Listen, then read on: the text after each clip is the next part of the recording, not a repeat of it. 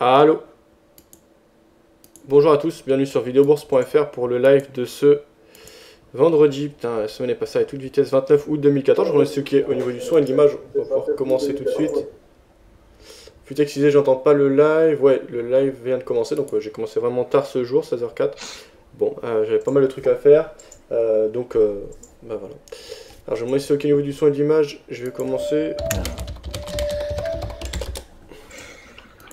Bon, c'est parti. Hein. Ouais, on dirait. Salut Cédric, salut Rézel, enfin, avec qui j'ai déjà un peu parlé là sur Mumble.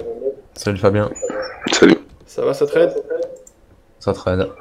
Moi j'ai rien pris, mais Cédric est dans le train. Dans le train sur quel actif? Sur le DAX. Je short le DAX là.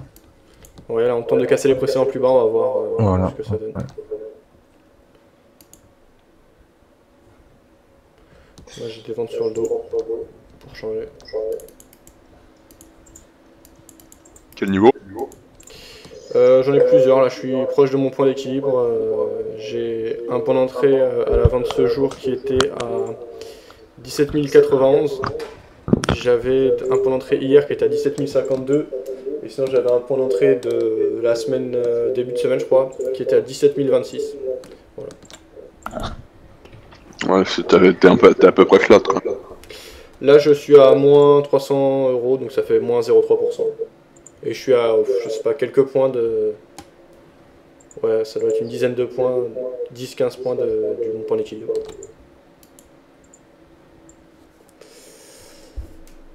Merci Crédit d'avoir confirmé que tout était ok. Vous avez pas des news de Tarek, demande Futex. Bah Tarek, j'ai vu des photos de lui sur Facebook. Et des formations, ça allait bien se passer, les gens avaient l'air contents. Voilà. Tout a l'air de rouler, après bah, il fait ses formations. Voilà, si tu veux plus d'infos, tu peux aller sur Crescendo Trading Paris. Et je pense qu'on le verra au salon du trading. Ah, son site est inaccessible.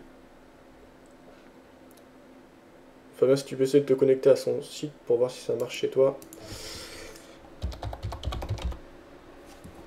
Je vais regarder ça.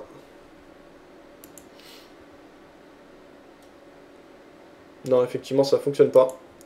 Donc, bah, je sais pas.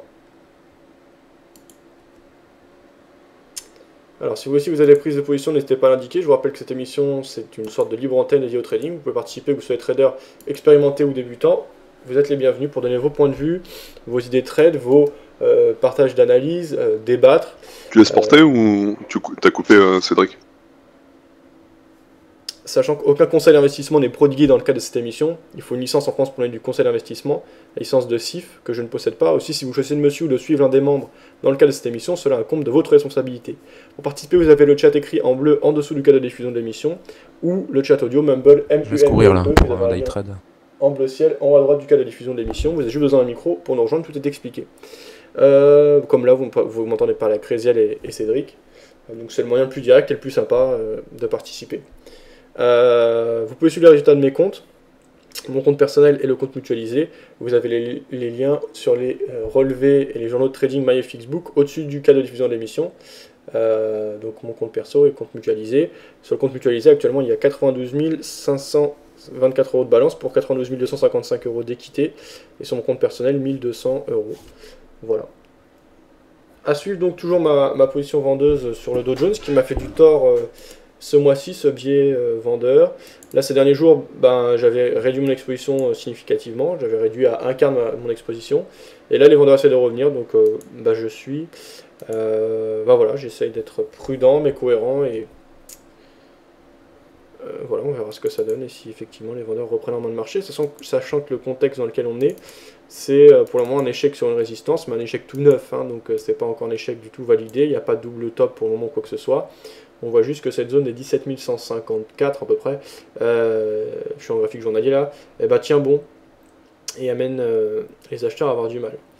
Donc bah là du coup on a des vendeurs qui pressent un peu, ça se passe bien pour moi en intraday avec un profit en cours sur l'ensemble des positions ouvertes, sinon il me reste une position qui est encore négative, et donc on va voir si les vendeurs reprennent en main ce marché, sachant qu'on a fait une très grosse correction qui m'a surpris. Moi j'avais un biais vendeur, donc ici j'ai gagné pas mal d'argent, parce que j'ai monté le compte jusqu'à 8%. J'ai été un peu agressif, même un peu beaucoup agressif tout en bas. C'est une erreur, mais c'est pas une erreur majeure. Même si j'aurais été moins agressif, j'aurais quand même pris une perte significative. Et du coup, derrière, on a retracé entièrement et brusquement, sans à-coup, quasiment, à part ici, l'ensemble du mouvement de baisse. D'ailleurs, ici, j'avais une occasion de sortir à très bon compte. Je ne l'ai pas prise, j'ai pas plus de regrets que ça. C'était pas... Voilà, il y avait une très grosse journée de baisse, donc c'est plutôt cohérent de laisser courir. Maintenant, laisser courir, ça implique du risque. Hein. C'est toujours une question de compromis quand on est en tendanciel sur les marchés. Donc j'assume ça et j'essaie de trader de manière cohérente, sans vouloir me rattraper ou quoi que ce soit, simplement en jouant des scénarios que je juge crédibles. Donc là, en M5, donc en plus court terme, on voit que ça fait, après la grosse tendance haussière, depuis le début de la semaine, en fait depuis le 21 août, on s'est calmé. On distribue une zone à chaque fois assez restreinte, on ouvre sur des gaps et on bouge pas tellement la journée. Hier, on a ouvert sur un gap baissier significatif, on l'a comblé au fur et à mesure de l'après-midi. Et ce jour, on a ouvert sur un gap très légèrement haussier, mais bon, on ne peut pas parler d'un vrai gap. Et finalement, on a des vendeurs là qui pressent, donc on verra si ça confirme. Quand j'en ai...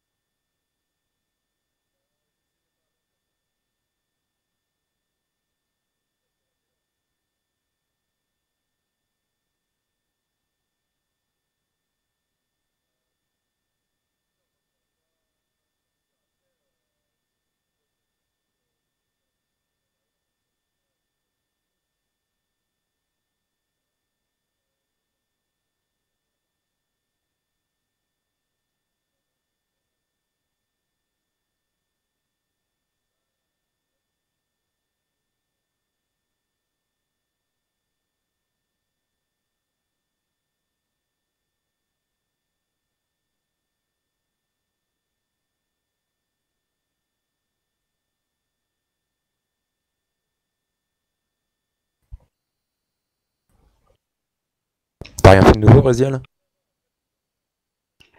Non, Pour moi, j'ai clos sur les 9400. ok.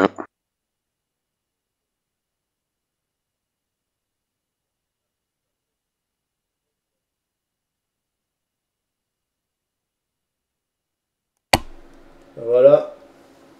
Désolé. Ouais, donc je disais, ouais, ça presse, tant mieux. Tu Maintenant, tentes pas de rebond hein, sur les 9400, Raziel? l'étape, ça va être... Après 16h, si ça casse, bof. Un vendredi soir. le support des 17 017 points, donc les plus bas d'hier. On va voir ce qu'il en est. Après la Les cassure casses. de ce gros support que je te parlais des 9420, il me fait peur, quoi. Ça pourrait être une journée de profit sympathique, Se dit, c'est pas très franc non plus, quoi. donc tout est possible. En tout cas, sur le dos, pour le moment, c'est en pression. Après, là, l'étape, c'est 17 017, les plus bas d'hier.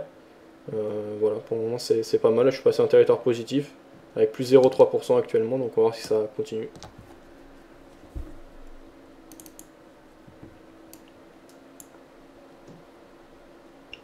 Top, là j'ai pris 3 points sur le rebond. 350 sur le CAC. Là, actuellement, sur le dos, on perd 0,23%. Donc, on est au tout début d'une éventuelle dynamique. Si on doit avoir une vraie journée de baisse, au moins de 0,5%, on peut lâcher du lest, quoi. Après, encore une fois, les marchés européens là sont bien plus prononcés à la baisse. Hein. Le DAX, il est clairement sur une dynamique baissière. Cassure des précédents plus bas d'hier. Tu es toujours en position, toi, Cédric? Non, moi j'ai pris mon bénéf. D'accord, t'as pris combien de points sur le DAX? J'ai pris 15 points. Ok, bravo, c'est bien. Est-ce qu'on a des infos sur la raison de cette baisse ou pas? Peut-être les tensions en Ukraine, non, je sais pas. Ouais, il y avait l'indice de la production manufacturière de Chicago à 15h45 qui est tombé très bonne, 64,3. Est-ce que c'est pas aussi ça qui entraîne du coup des spéculations sur encore un ralentissement plus rapide du plan de soutien à l'économie américaine? C'est possible aussi, je sais pas. Ou tout simplement des gens qui prennent des bénéfices sur le rebond, quoi, parce que, enfin, là, depuis les plus bas, on est quand même bien monté, quoi. Ah bah oui, à qui le dis-tu?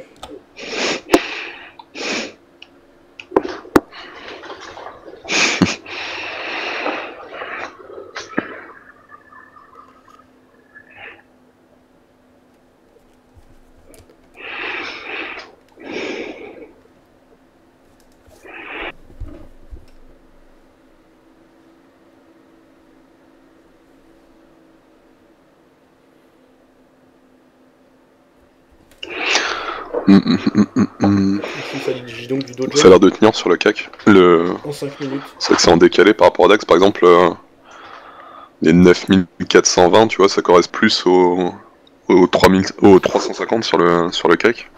Et c'est pour ça que je disais il est moins violent. C'est que là, par exemple, le DAX, tu pourrais vraiment penser qu'il va partir à la baisse, quoi, alors que ça se trouve, il peut remonter. Ouais, carrément.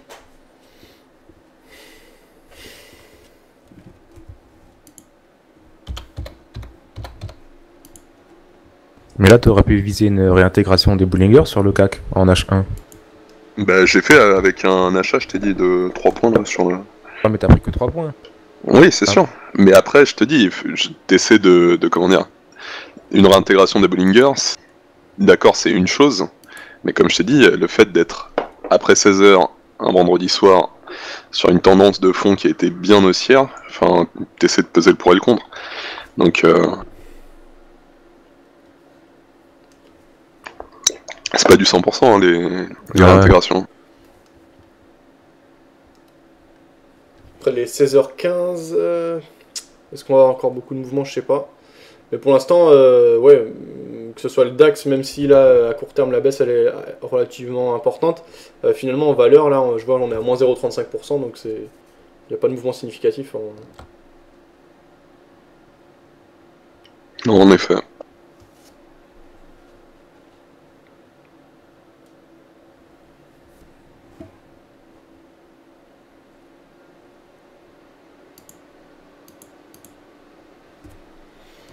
Ouais, je viens de couper deux de mes positions, donc celle qui a été prise aujourd'hui et celle qui a été prise hier, pour une prise de bénéfice de 0,4% environ sur le Dow Jones.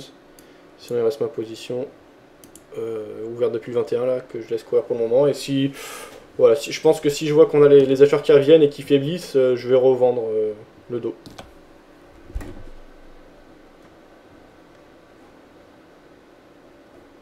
Moi, j'achète du DAX là.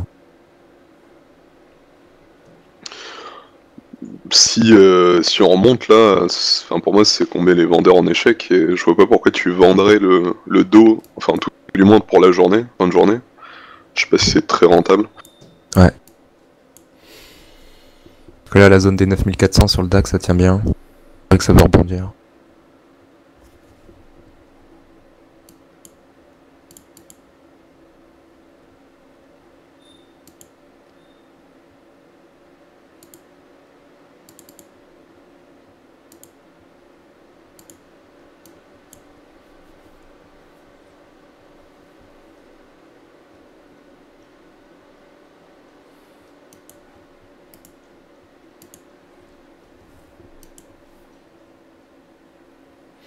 Voilà, donc ce jour 0, 36% de profit clôturé.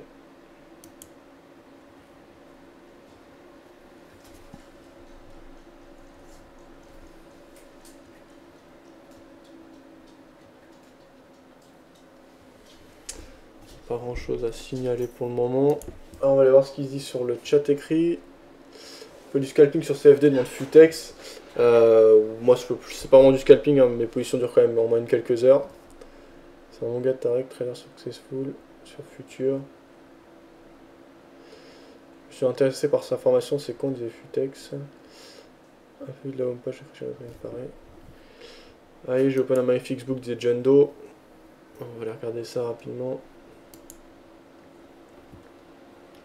MyFX book de John Doe qui prend 0,21%, c'est actuellement un compte chez FXM, un compte réel, avec 7515 euros et des positions ouvertes largement positives, donc notamment des ventes sur le Dow Jones à 17 145 points et un profit en cours de 1,21%, donc ça se passe bien, bravo à toi. J'ajoute à mes comptes surveillés John Doe. Alors ça on avait vu.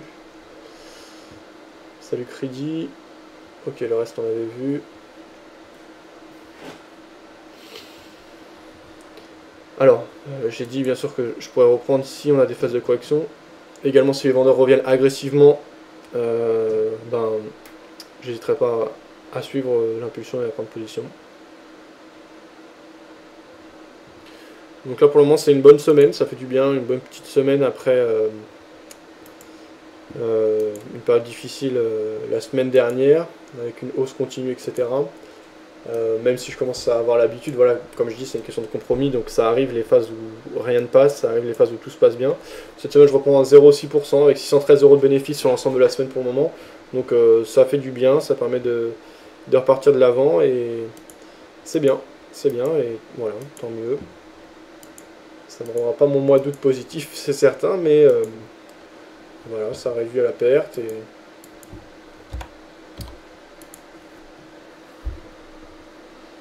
je peux continuer à travailler mon biais tranquillement.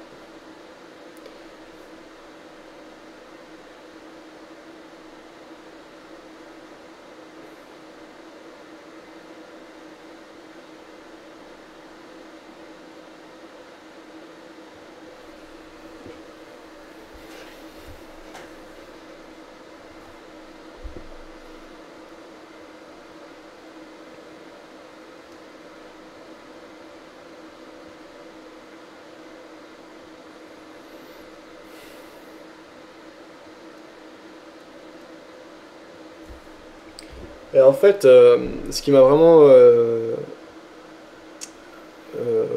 ce qui m'a vraiment,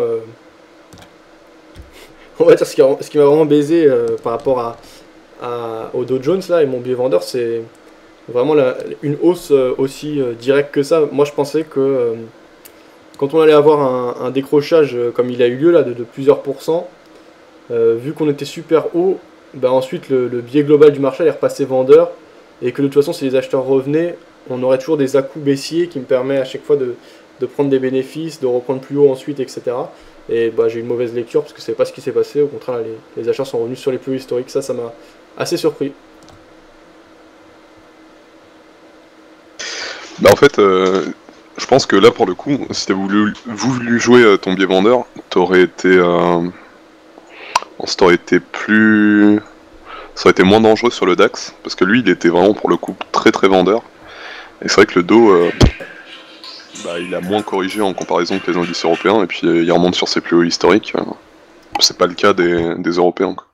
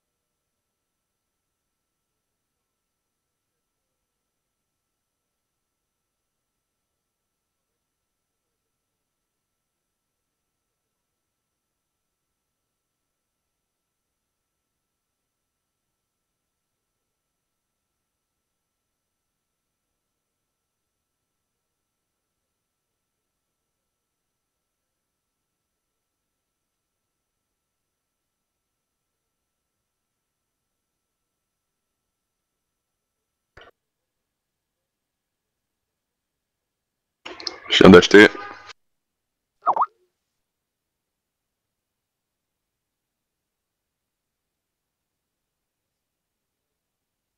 T'as acheté quoi là? CAC à 41. Ouais, de retour, désolé j'avais un appel. C'est très très agressif, mais bon.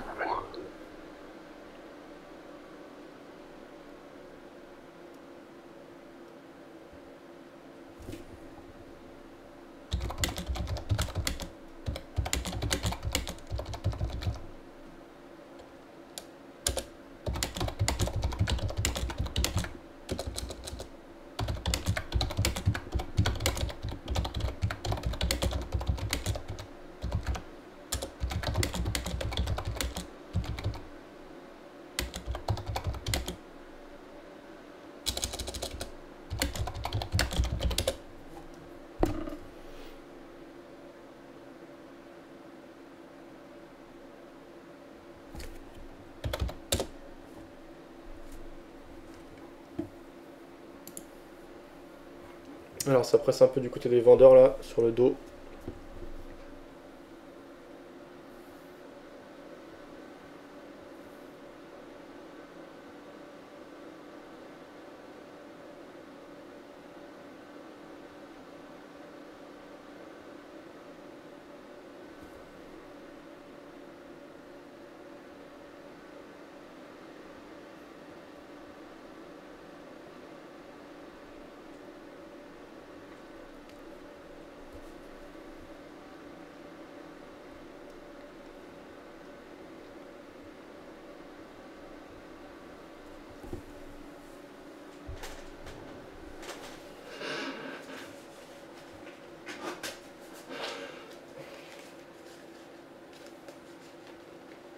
Je surveille hein, si on a de l'accélération. Pour le moment c'est bas, mais les vendeurs ne reprennent pas en main agressivement le marché.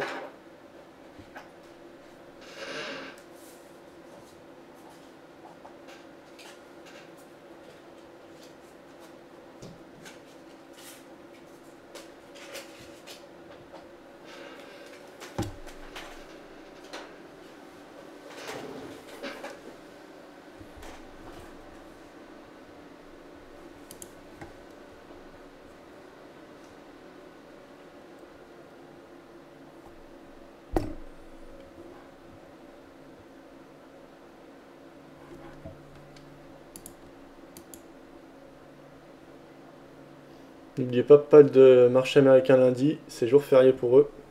D'accord, bon, c'est bon noté. Lundi soir, je recevrai Dominique de FTF Trading. Ce sera intéressant, c'est un professionnel qui a une bonne carrière et une bonne expérience des marchés financiers. Donc on aura beaucoup de choses à apprendre. À la base, ça devait être mardi et j'ai dû modifier parce que j'ai eu un problème d'organisation.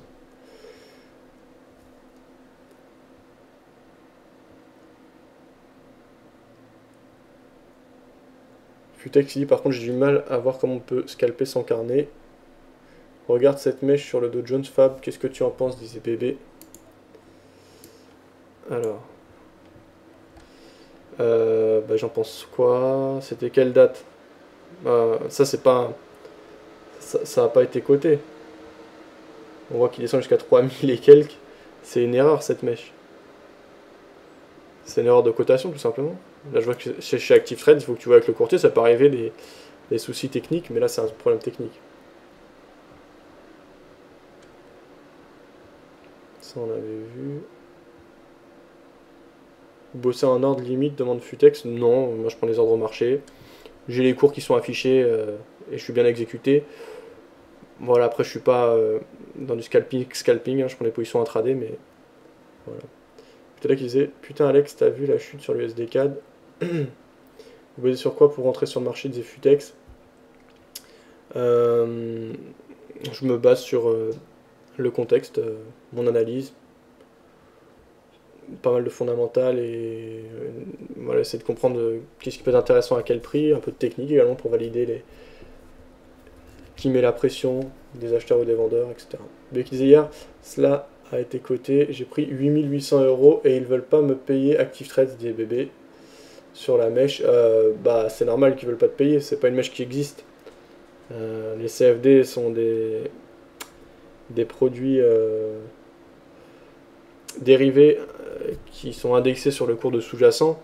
Après, s'il y a des problèmes techniques qui amènent des fausses cotations, bien sûr, ils vont pas te payer, parce que bah, derrière, eux, nous, voilà, par contre, c'est une erreur de leur part. Donc, c'est mauvais, c'est pas bon. Après, ça peut arriver, hein. Personne n'est parfait. Et dans l'ensemble, je pense qu'ActiveTrade, c'est quand même un bon courtier qui est honnête et qui travaille bien. Maintenant, s'ils ont eu des soucis, bah, effectivement, c'est plutôt un point négatif. C'est peut-être de voir pour une compensation, mais tu vas pas gagner 8800 € avec une petite position si c'est une erreur de cotation. Sinon c'est... Je suis pas du tout scalper, perso c'est John Doe. Qu'est-ce que tu appelles le scalping OBV Futex?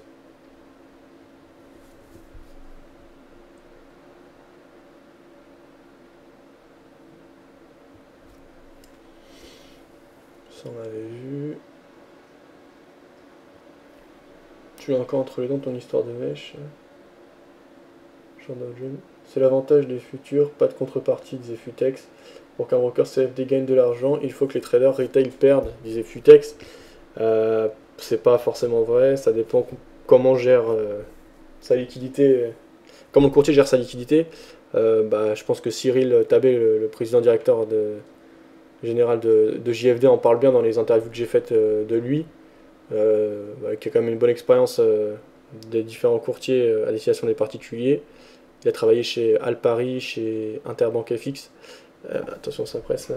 Et bah, il en parle assez bien. Voilà. Le courtier, après, c'est à lui de savoir ce qu'il veut faire de sa liquidité. Est-ce qu'il veut la garder pour lui et faire le marché?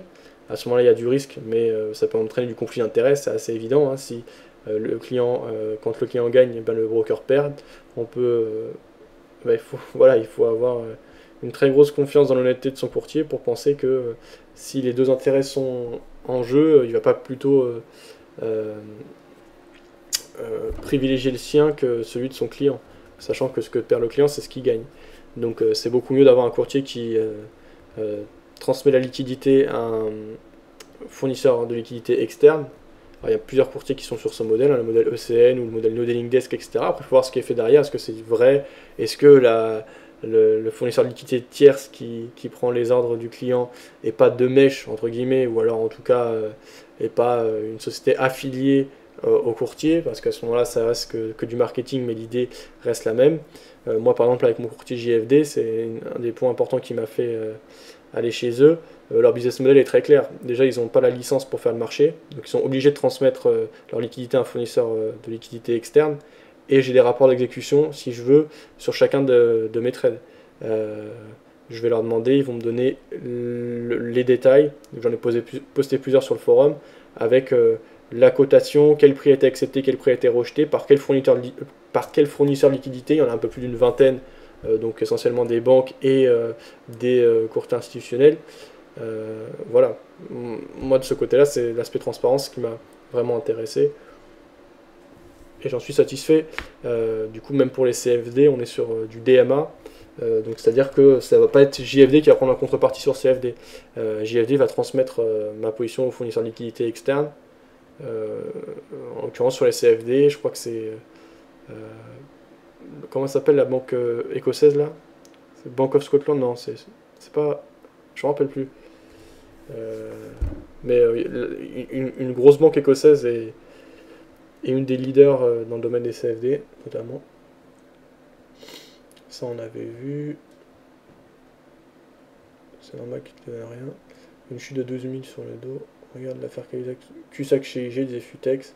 Leur CFD, ils crachent, c'est pas mon problème, ils n'assument pas.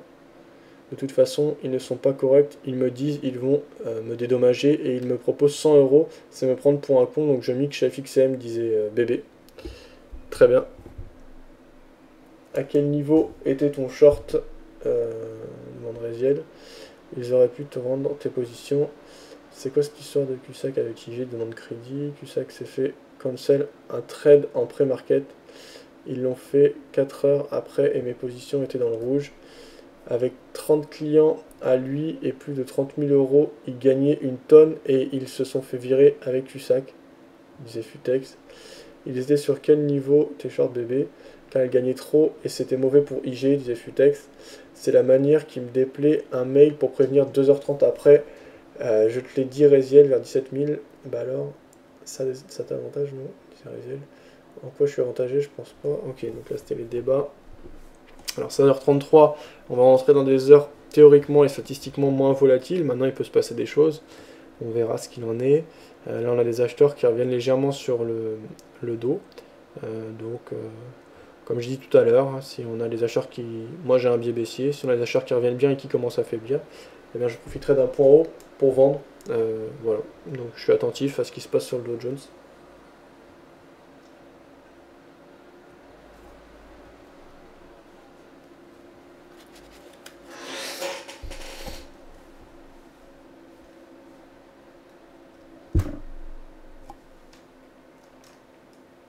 Bonjour le shorter du dos. Salut.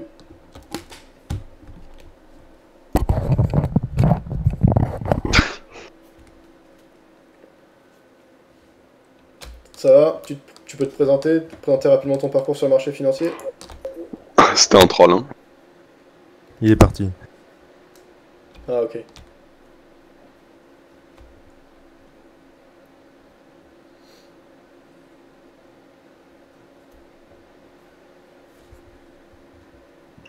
Bon, hop, clôturé, 7 points. T'as dit quoi? 7 points, c'est ça? Ouais.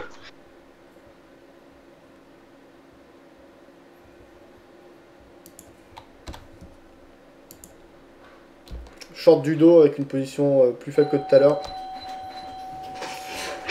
Sonnette. Yes.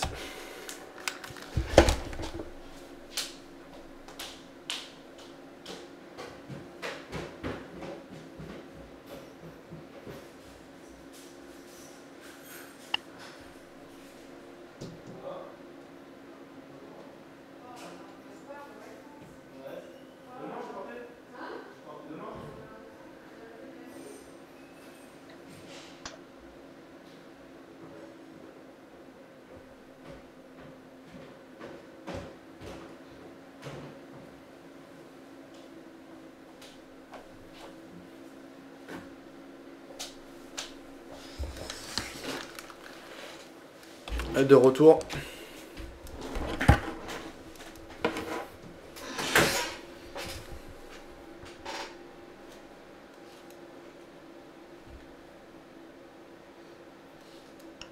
Non, c'était pas vraiment ça l'histoire avec Cusack, parce que enfin, il nous en avait parlé en fait quand on y allait. Pourquoi en fait parce que lui il propose de travailler avec ETX plutôt qu'IG. Et je voulais savoir pourquoi, parce que c'est deux brokers CFD situés à Londres, quoi, c'est vraiment du pareil au même. Et en fait c'est juste que, comment dire, qu'ils lui ont annulé des trades en pré-market, donc avant 9h, sur le DAX je crois. Et en fait, ils avaient fait une erreur, c'était de leur faute, mais ils ont pas voulu le reconnaître, et voilà, donc il a pas apprécié.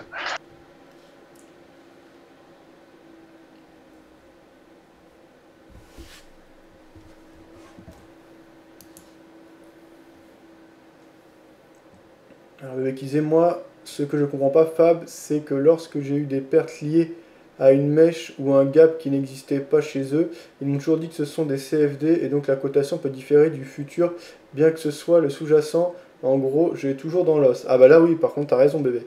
Ça, je savais pas.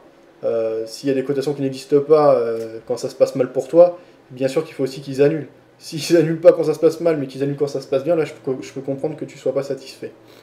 Après, essaye de voir avec eux, de négocier. Bon, si t'es vraiment pas content, change de courtier. Mais quand même, moi, ça fait des années que je travaille avec Killthread. J'ai déjà eu des contrats chez eux. Ça, c'est Ouais, mais en général bébé, bien passé, ils vont donc, pas voilà. te... Par exemple, si c'était passé, t'étais à l'achat sur sur le dos, je pense pas qu'ils t'auraient pris 8800 euros, quoi.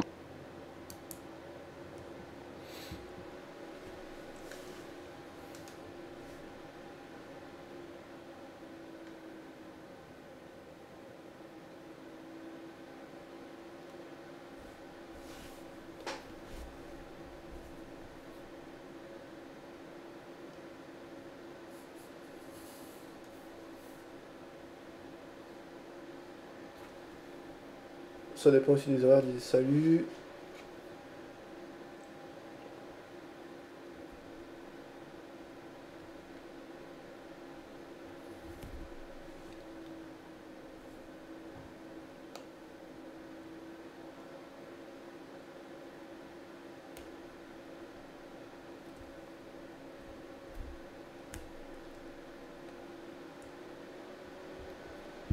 Et 100 euros, c'est pas un dédommagement, c'est me prendre pour un idiot, disait bébé.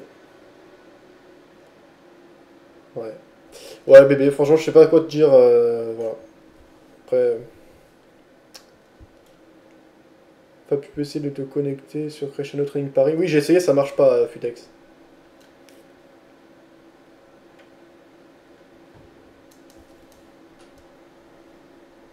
Après, c'est comme ça, un courtier, c'est son intermédiaire. L'idée, c'est de trouver le meilleur intermédiaire possible. Après, travailler avec une société dans laquelle on a confiance, avoir des interlocuteurs réguliers, comprendre comment fonctionne la société, etc. Ça, c'est clair. C'est super important.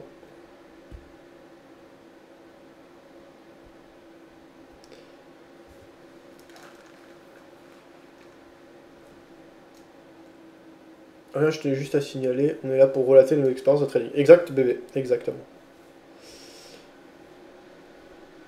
Le négo n'est pas la même. Si le marché devait refermer, disait salut, effectivement. Apparemment, c'est des market makers, disait bébé.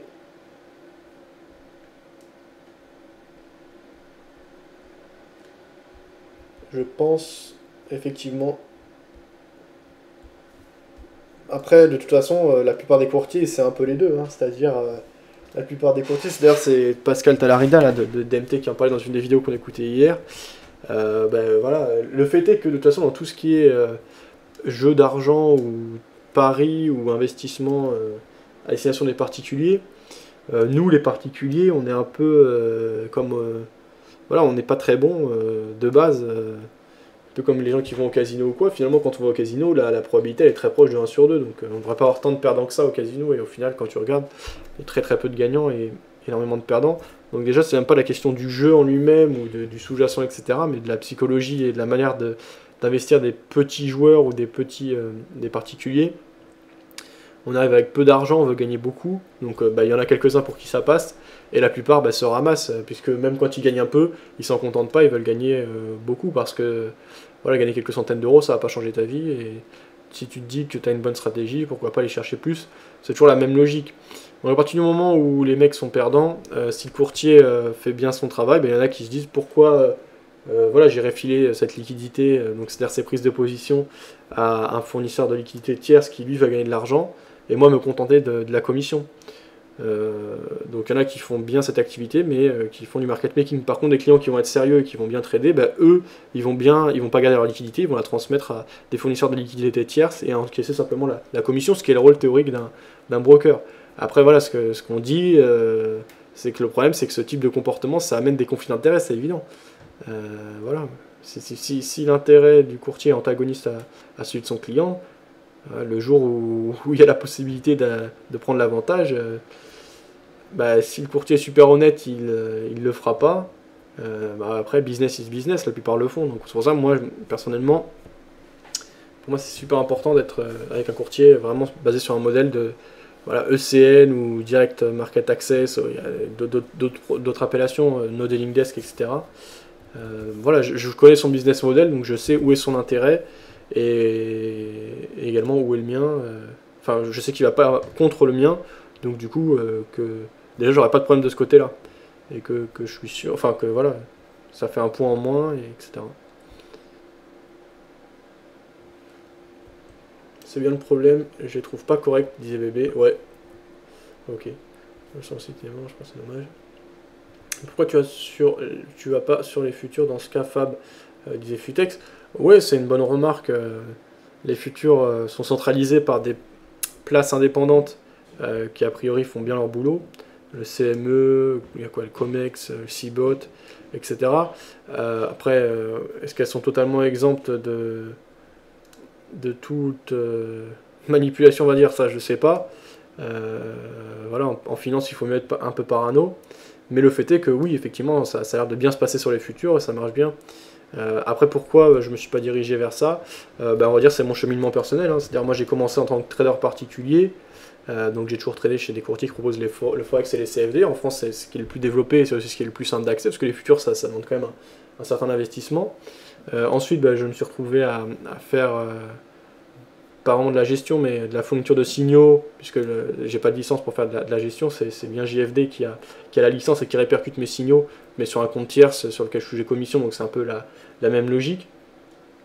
Voilà, moi je travaille avec JFD dans ce cadre-là. JFD, ils ont pour projet de proposer les futurs, pour le moment ils ne les proposent pas, donc je m'adapte aux produits qui me sont proposés.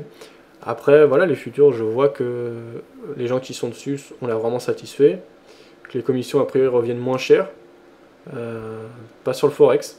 Sur le Forex, on est bien au spot, si on a... Voilà. Mais il y a aussi quelques futurs sur le Forex, mais apparemment c'est pas exceptionnel par rapport à ce qu'on peut voir chez un bon courtier qui propose du spot. Donc voilà, moi j'ai rien contre, simplement ça dépend des opportunités.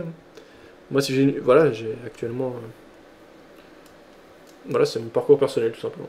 Toucher les 23,6% de la hausse qui fait support des Erésiel. Il y a des ECN et des No Dealing Desk qui sont market makers et je cherchais l'article. Oui, après ça c'est sûr, bébé, comme je disais tout à l'heure, en finance il faut mieux être parano un petit peu, sans rentrer dans l'excès, ça c'est clair, parce qu'il y en a qui vont servir de ça comme argument marketing, et c'est ce qu'on disait tout à l'heure. Attendez, ils vont te dire oui on est ECN, on est No Dealing Desk, on envoie tous vos ordres à des fournisseurs tierces, sauf que le fournisseur tierce qui va prendre les ordres, c'est une société qui est affiliée d'une manière ou d'une autre au broker et qui va lui reverser, si ce n'est la totalité des gains, des pertes des clients donc, ou une partie. Donc la logique reste la même, donc l'argument marketing ne suffit pas, c'est plus l'idéologie et la manière, le business model du courtier, on va dire la mentalité de la compagnie avec laquelle on travaille qui va être intéressante. Après c'est à chacun de trouver le réseau qui lui convient et un groupe de personnes dans lequel il a confiance. Après à chacun de se constituer son réseau, ça c'est pas toujours évident.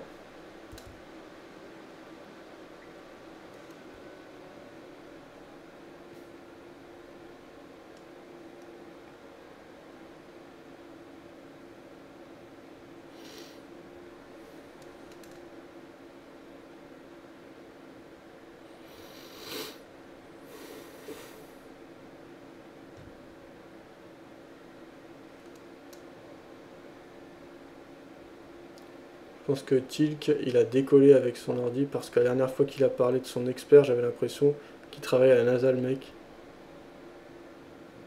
Pour moi, la dernière clôture en H8, en étoile filante presque parfaite sur le dos pour les 17020, 17050, comme borne potentielle en swing. Vous avez des nouvelles de Tilk, demande Futex. Non, c'est vrai que ça fait longtemps que j'ai pas vu. Ça doit faire un an et demi. C'est déjà pas facile le trading. Alors si en plus faut lutter contre son prestataire, il disait salut, eh ben effectivement, c'est un vrai souci. T'as raison, salut. Il faut déjà commencer par choisir un bon courtier. Voilà. Bon, pas grand chose de plus à signaler, on n'a pas fait de point sur ce qui se passe aujourd'hui. On va écouter un peu ce qu'il disait à droite à gauche.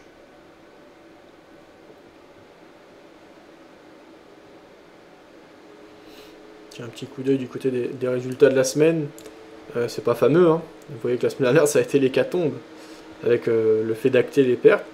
Après, je reviens un petit peu cette semaine, doucement, mais ça n'a pas été une semaine particulièrement clémente par rapport à mes ventes sur le lot, donc c'est déjà bien de tirer 0,6%. Si jamais derrière on peut avoir des bonnes opportunités, revenir assez rapidement dans des zones qu'on a déjà travaillé sur le compte, et pourquoi pas après repasser positif. Voilà, on verra ce que donne le mois prochain. Là pour le mois d'août, c'est moins 8,75%, donc c'est le pire mois depuis la création du compte. C'est pas la catastrophe, mais c'est très négatif. Voilà. Du coup, sur la semaine, je prends quand même 156 points et plus 0,77%. Voilà, je réalise vraiment une bonne semaine avec 90% des trades gagnants sur 31 trades cette semaine. Donc voilà. Après, les marchés sont les marchés. Ils font ce qu'ils ont à faire. Et on verra ce qu'il est possible de réaliser.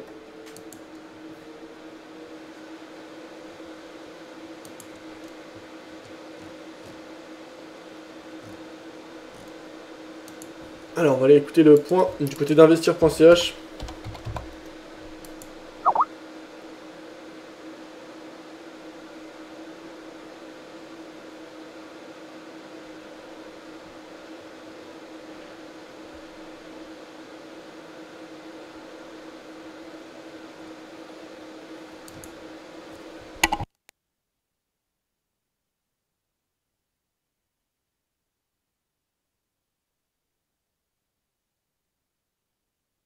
Bonjour à tous et bienvenue dans cette chronique boursière du 29 août 2014.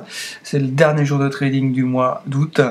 Il n'y a pas de volume, c'est super calme et lundi, ça sera pire. Lundi, ça sera Labor Day aux USA et quand les USA ne sont pas là, autant ne rien faire. C'est comme ça.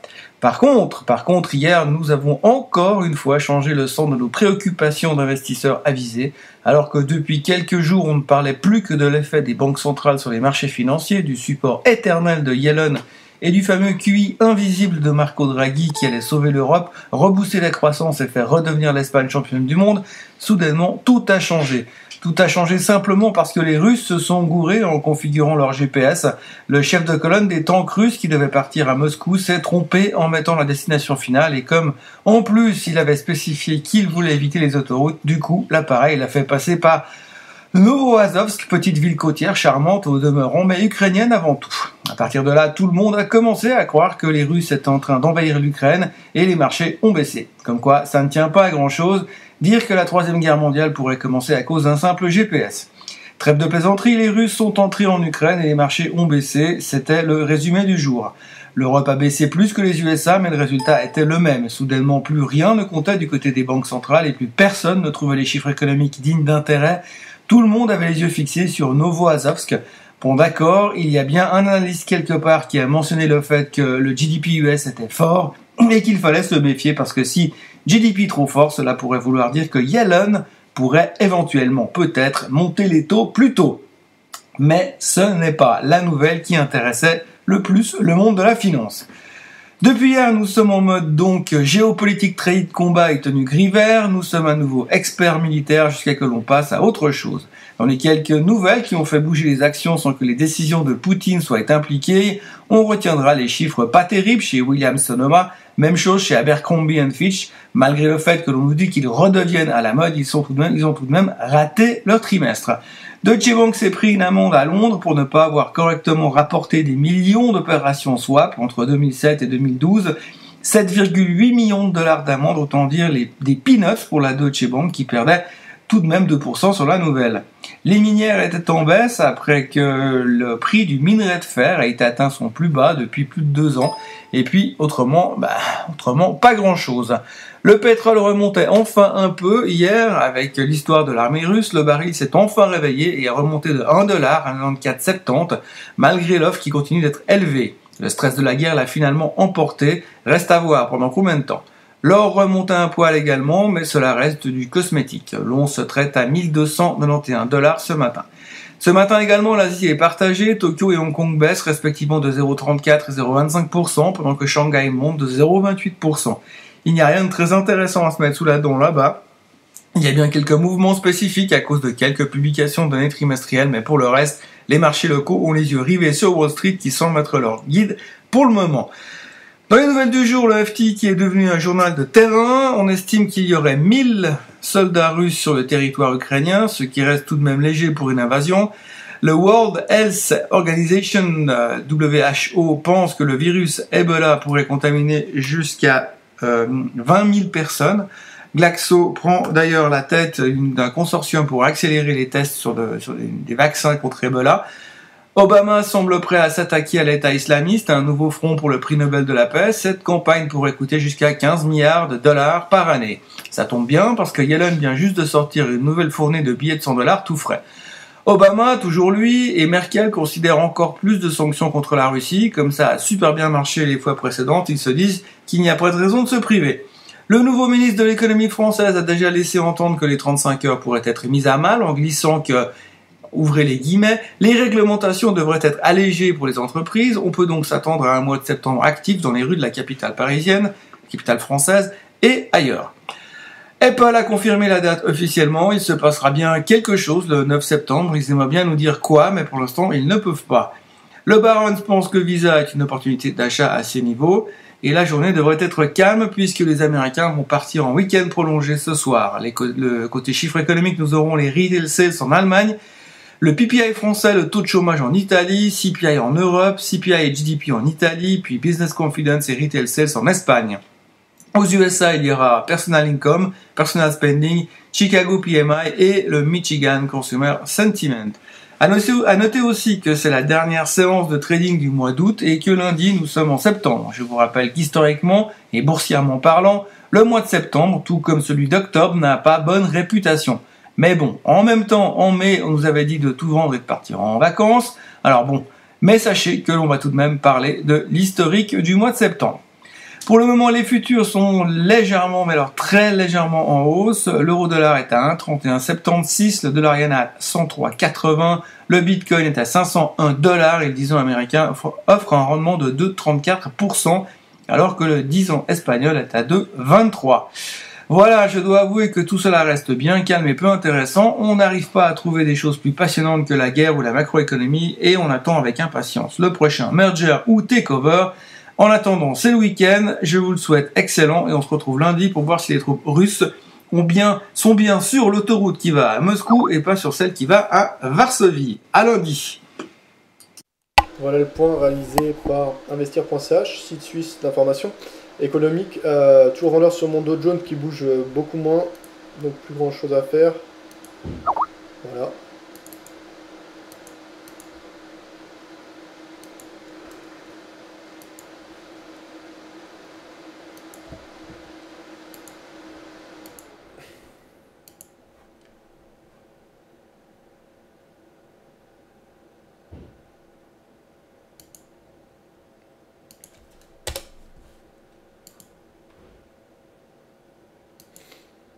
Alors, on va continuer à prendre de l'info, voir ce qui se disait ce jour dans le cadre du match des traders.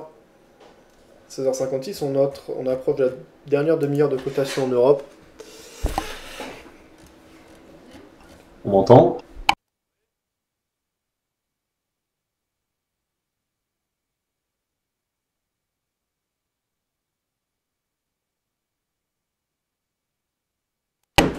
Ouais, Rezel, je t'entends, ouais.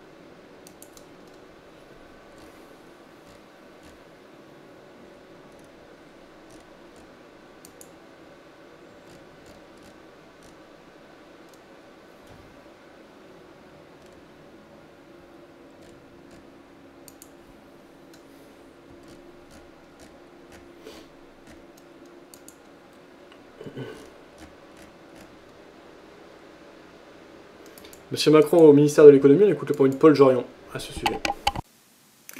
Bonjour, nous sommes le vendredi 29 août 2014.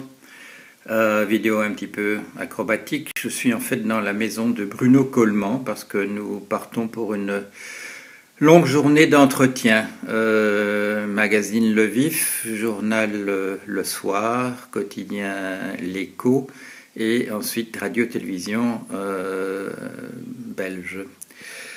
Voilà, alors c'est pour le lancement du bouquin, comment ça s'appelle, Penser l'économie autrement, que nous avons rédigé ensemble en répondant à des questions du journaliste Marc Lambrers.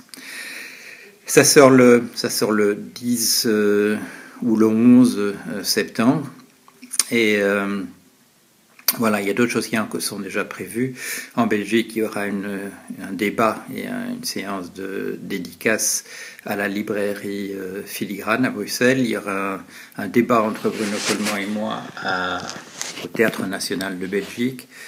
En France, il est déjà prévu... c'est pas ça, c'est que il y a le stream en cours. Je me fais peur quand j'entends ma grosse voix. Mais tu peux parler, Cédric, aussi. La grosse voix de qui tu parles? Ah, de moi, en écho. Ah, ok. Enfin, un exposé par moi sur le livre. Ah, tu vois, normalement, quand tu regardes dans H1 la mèche que ça fait, tu te dis, enfin, c'est pas tu te dis, c'est d'un point de vue des probabilités, certainement le nom. Il y a une chance énorme que on aille voir des prix au-dessus sur la prochaine bougie, quoi. L'annonce de la nomination comme ministre. Ça, je l'ai remarqué souvent aussi. Ça s'énerve un peu sur le Rodol, bizarrement. C'est bizarre. C'est très nerveux là d'un seul coup. Il y a plein de cours cotés, ça part plutôt à la baisse. Je sais pas ce que ça veut dire. Ça s'énerve sur les différentes paires de Forex d'ailleurs. Ça bouge pas beaucoup du côté des marchés actions pour l'instant.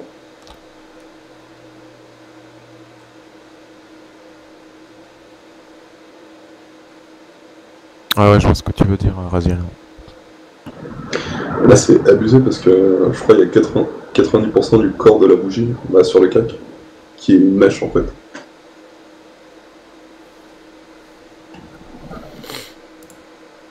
Ah, voilà, par exemple, là, tu avais 2 points à prendre. J'ai pas pris, mais bon, c'est toujours marrant à constater.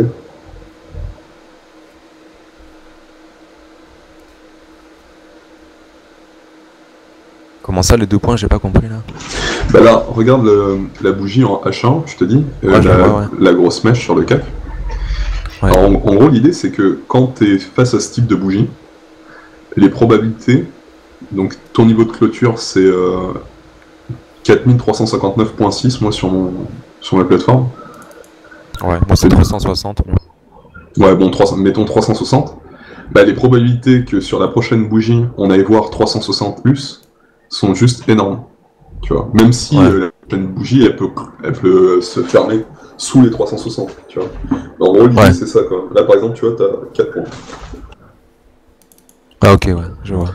Et en gros, tu peux essayer de jouer ce type de mouvement en scalp, en fait. Mais il faut être présent à 17h, enfin, au moment où l'autre bougie se ferme. Ouais.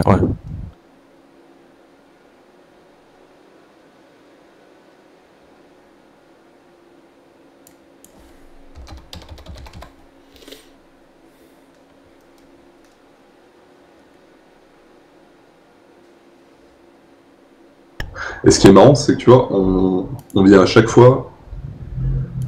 Enfin, à chaque fois. La baisse peut jamais. Enfin, les mouvements peuvent jamais se perpétuer s'il n'y a pas à un moment donné un retour à la boulanger inférieure. Ouais, c'est ce que j'avais remarqué dans l'historique des cours. Ouais. Par exemple, la bougie du. Voilà, par exemple, la bougie. Je suis toujours en H1. Alors attends. C'est le 28 août sur le CAC. Ouais. C'est celle de 10h, je crois. 10 ou 11h. Tu vois une grosse bougie rouge qui va en dehors des Bollinger. Et puis derrière elle, il y a encore une bougie rouge. Ouais. Tu vois, avant de. En fait, les deux bougies avant le rebond. Tu les vois ? Ouais. Et en fait, cette deuxième bougie rouge, là, avant le rebond, tu vois que même si donc on avait clôturé la première à 4364 à peu près, et l'autre elle va à 4355, tu vois que elle va quand même à 4355 en passant forcément en ayant un contact, un retour à la boulanger inférieure. Puisqu'elle a fait un plus haut, tout en allant à 4355, elle est à 4369. Bon, elle est peut-être pas obligée de faire aussi haut, mais... Et donc, souvent, en fait, je me rends compte, tu peux jouer des petits mouvements, 3-4 points par-ci par-là, sur un mouvement en contre-tendance. Ouais, donc tu peux jouer la réintégration sur la bougie de 10h, mais même sur celle de 11h en fait. Tu peux jouer bien sûr sur la bougie rouge, la réintégration. De toute façon, Sur la première et la deuxième. Tu peux jouer toutes les réintégrations, même plus haut là, avant la première, quand on a fait une sorte de je sais pas comment on appelle ça là, quand t'as un corps de bougie avec deux mèches de part et d'autre, c'est quoi le terme ? J'ai oublié. Je sais plus. Un doji. Un doji, voilà, merci Fab. Quand t'as un doji, donc voilà, la bougie rouge, le marteau là, le marteau avant le doji là. Ouais. Lui aussi, tu peux viser une réintégration, parce que tu vois que le doji va avoir un peu au-dessus, pareil. Ouais, carrément. Donc en fait, tu peux jouer toutes les bougies comme ça. Après, le tout, c'est de pas rentrer trop tôt. Par exemple, 4350, là, tout à l'heure, ça marchait pas. Enfin, l'achat à 4350, ça marchait pas parce que t'étais toujours sur la boulanger inférieure. Enfin, là, là, tout à l'heure, là, quand tu m'as dit achète, là. Ouais. Et après, donc, on est allé voir un niveau technique qui est 4336, qui correspond, si tu remontes au 26, en fait, au niveau de cassure, qui est à la fois le niveau de cassure à la hausse du 26 août, et à la fois quand tu prends, par contre, en une heure, ça marche ou pas ? Ouais, ça marche aussi. Bah, toute la hausse, en fait, depuis les 4100 points, ça correspondait au 23,6%. Ah ok, ouais. Ah ok. Et donc, en fait, on va les chercher, et bam, on fait une grosse mèche, et donc là, il y a toute la raison qu'on aille, j'espère, revoir peut-être 4004, tu vois. Mais bon, c'est quelque chose que je veux pas jouer en swing, j'ai pas envie d'être exposé le week-end. Ouais, c'est pas mal. On a une hausse du dollar là. Ce qui tire un peu les marchés actions vers le haut, mais c'est pas la folie non plus.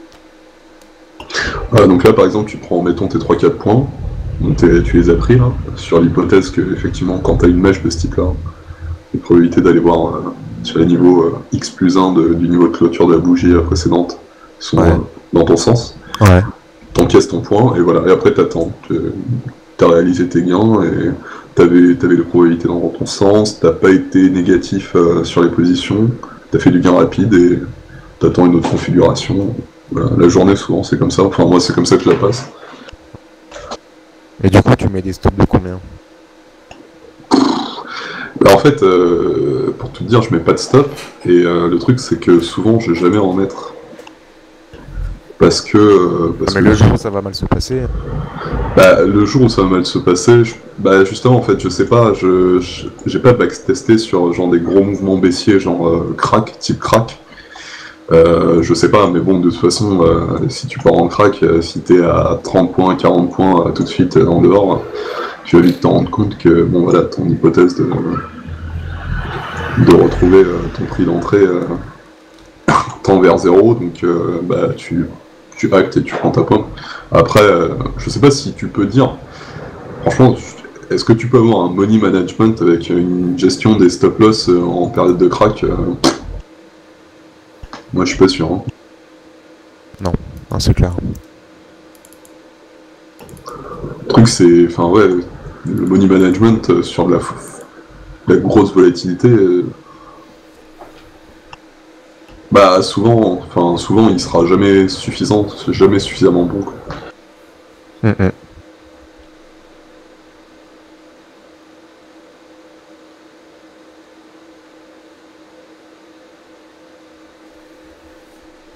Après, je te dirai, donc je vais backtester sur le DAX, je te dirai les résultats, quoi.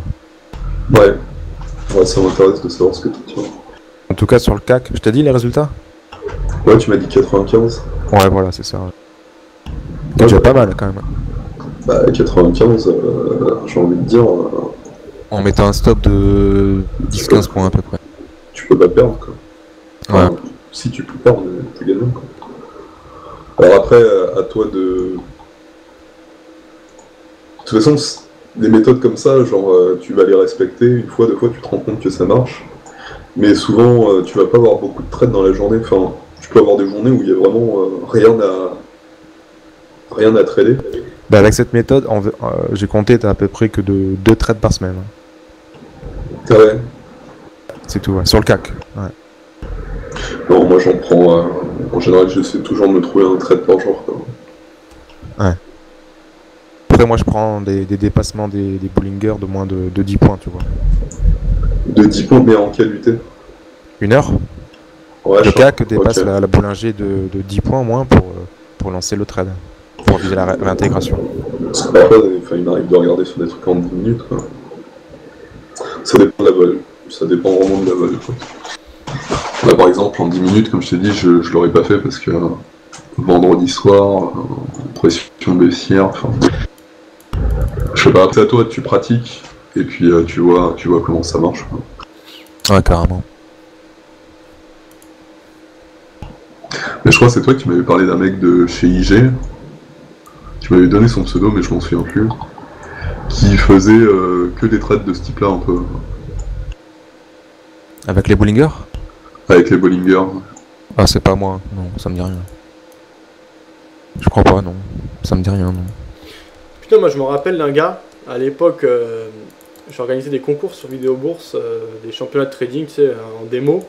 Il y avait de l'argent à gagner, tu vois. Je passais Donc en fait, le deal, je passais avec des courtiers. Donc pour eux, ça leur faisait de la pub et ça leur amenait pas mal de prospects. Et ils finançaient des lots.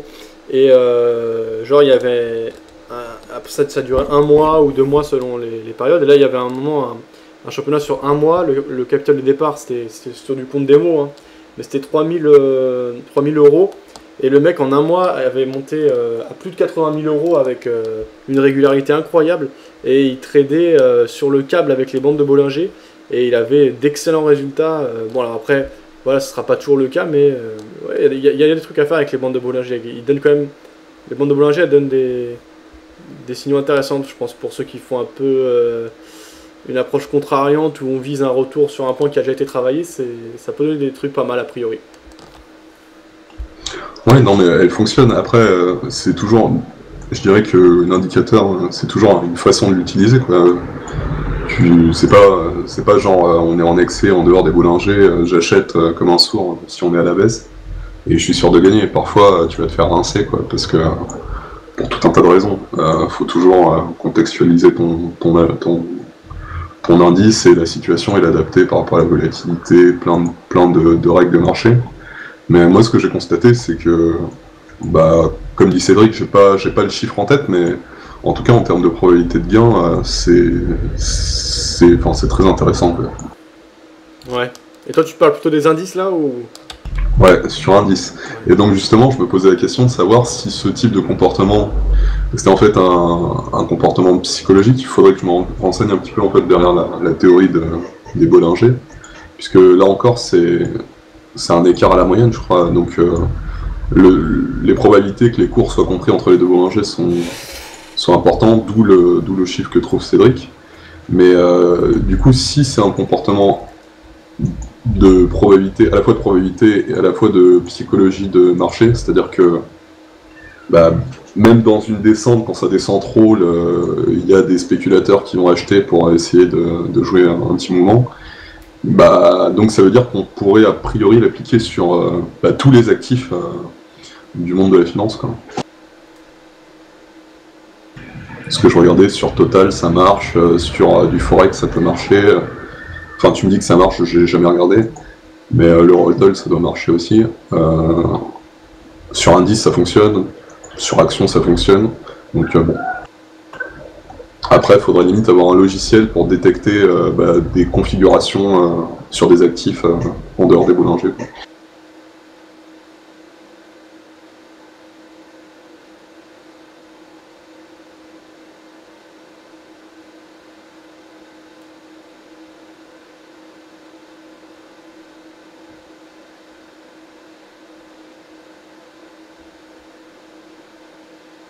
Tu m'as dit c'est sur le câble qu'il était le mec? Ouais.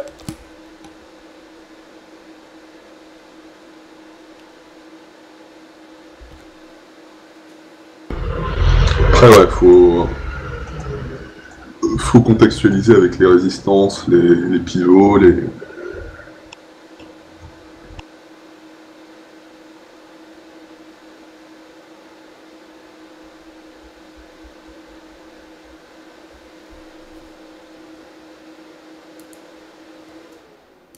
De l'économie en France de M.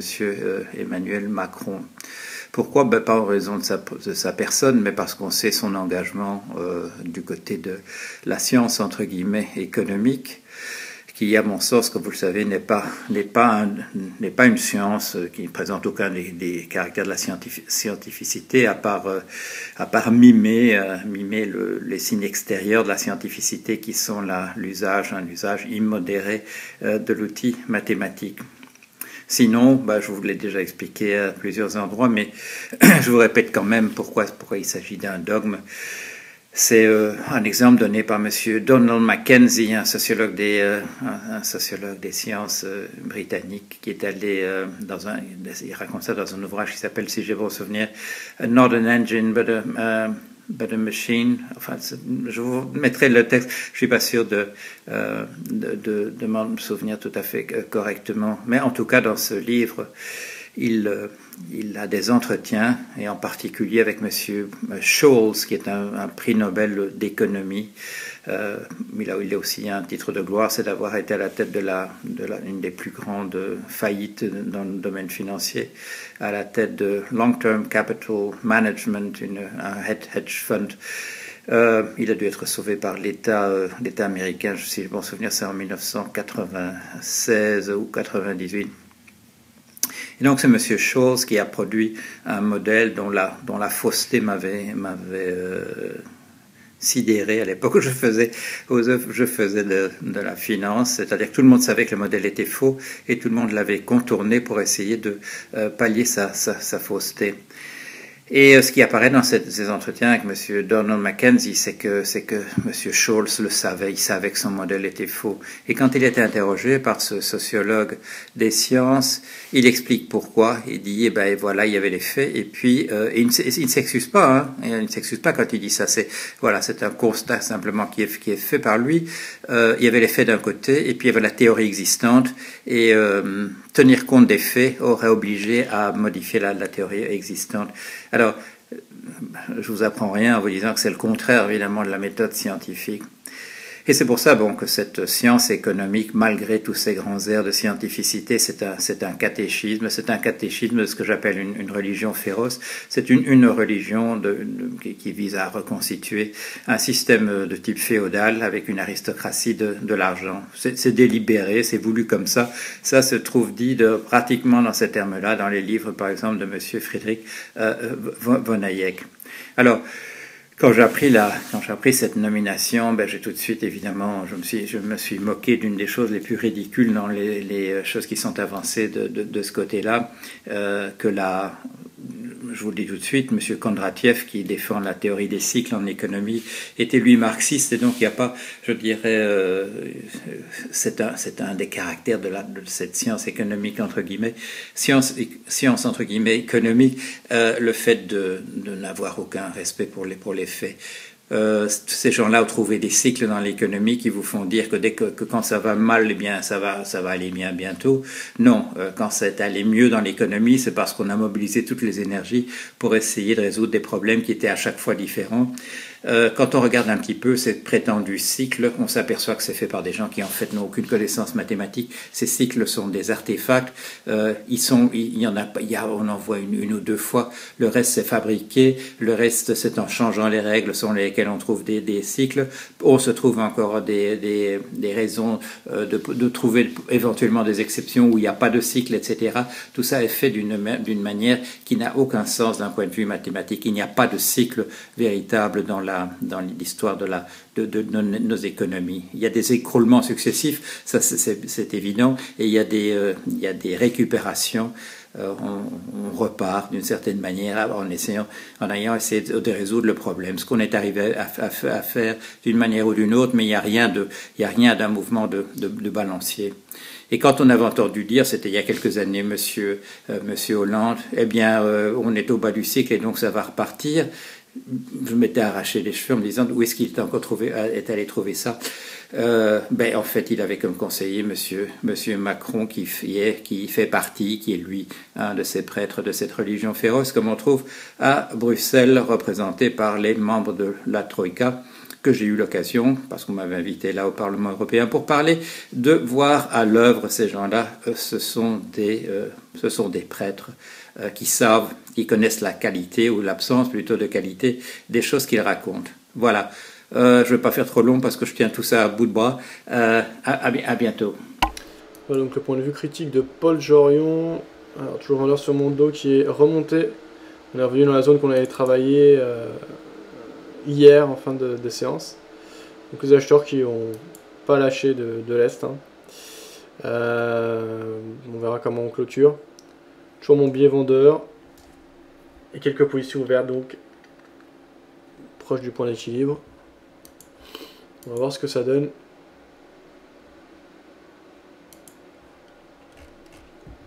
Alors qu'est-ce qu'on avait comme publication ce jour ?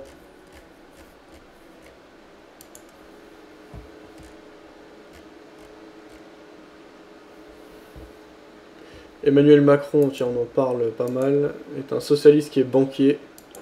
D'après Pierre Moscovici, on a tout ça. RTL Matin.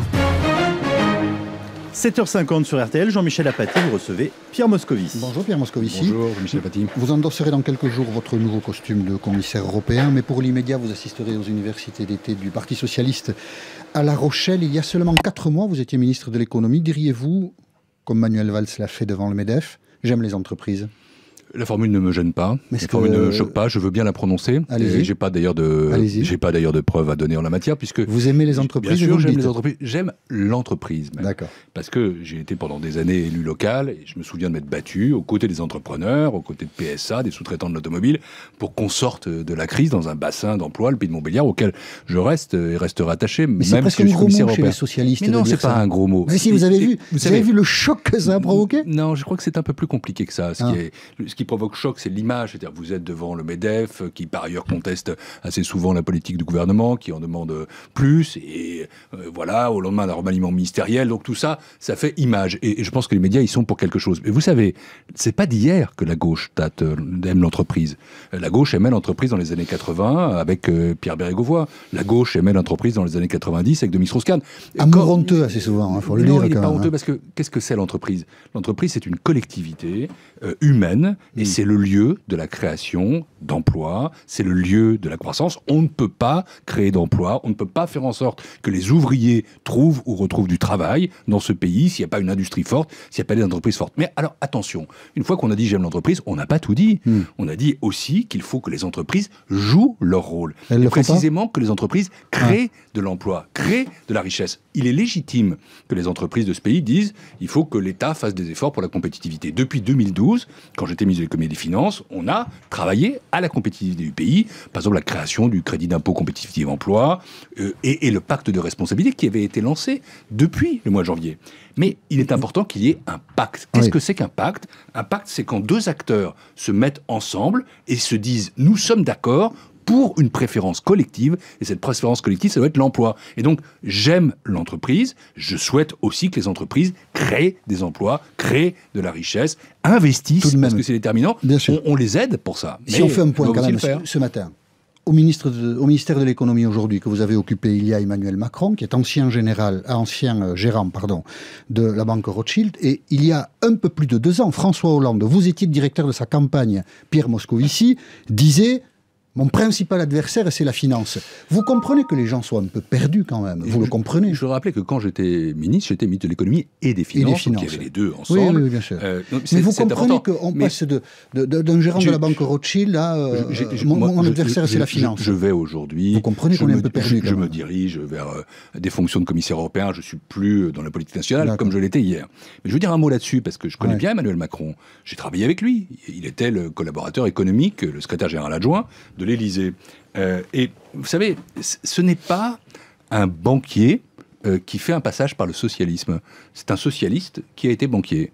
Ça fait longtemps, c'est ses racines familiales, enfin, c'est son territoire, le Pas-de-Calais. C'est un homme qui a des convictions de gauche. Alors, il va bien sûr apporter sa compétence économique, et c'est tant mieux, mais il a aussi des convictions. À lui de les montrer. Mais mon adversaire, c'est la finance. C'était une bêtise, on peut le dire ce matin. Il y avait là-dedans quelque chose qui était fort, c'était de dire qu'il faut réguler la finance. C'est pas ce qui restait. Jean-Michel Apathy. Il faut convenir à un moment quand on a dit quelque chose qui n'était pas juste, qui est aujourd'hui contredit par les faits. Ce que je sais, c'est que nous ne sommes pas, que nous n'avons pas été. Moi, je suis un socialiste, je suis un homme de gauche. Je ne suis pas l'ami de la finance. Comme ministre de l'économie et des finances, j'ai créé la Banque publique d'investissement.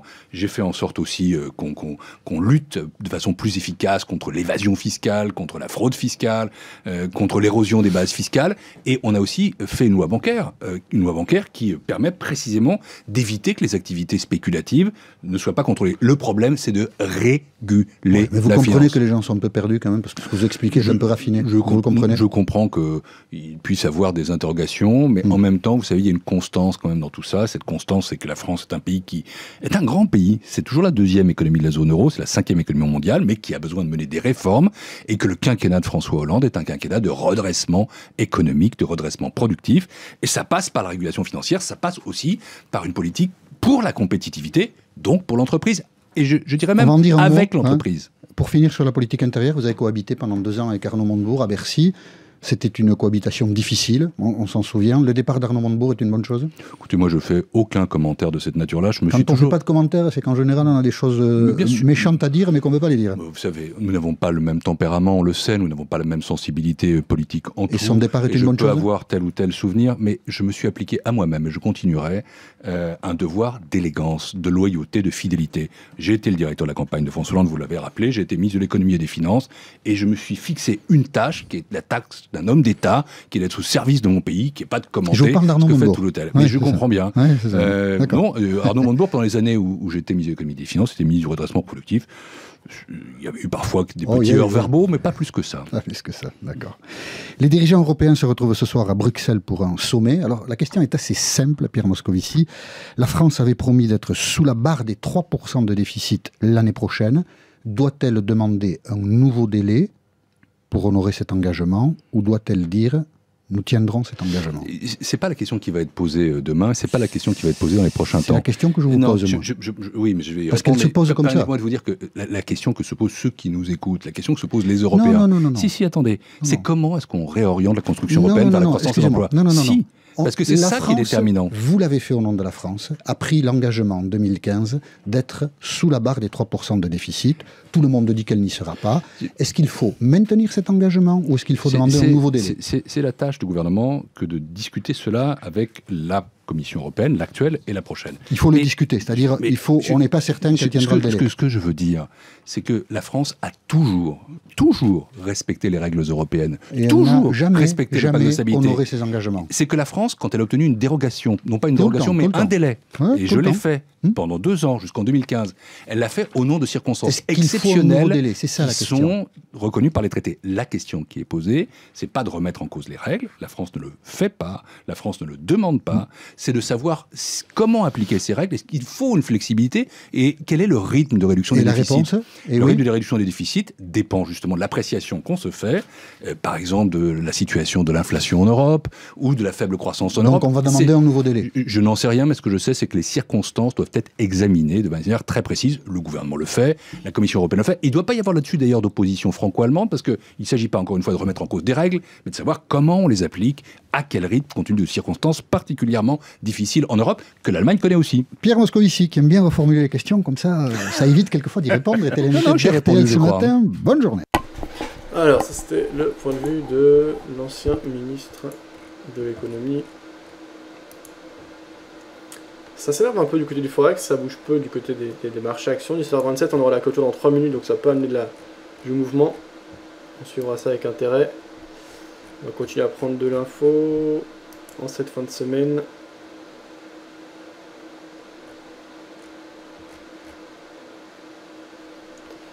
On va écouter Pascal de DMT à propos des seuils importants.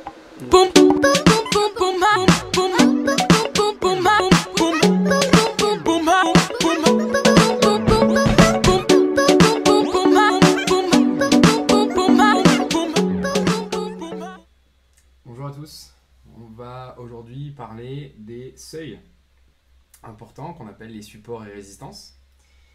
Alors on va d'abord s'intéresser à ce qu'est un support résistance, donc il faudra qu'on parle de la vie d'un mouvement. Que sont les supports résistances en fait? Quels sont les différents types de... Alors malheureusement le son est très faible, donc je vais laisser le lien pour ceux qui s'intéressent, mais moi je vais pas écouter ça.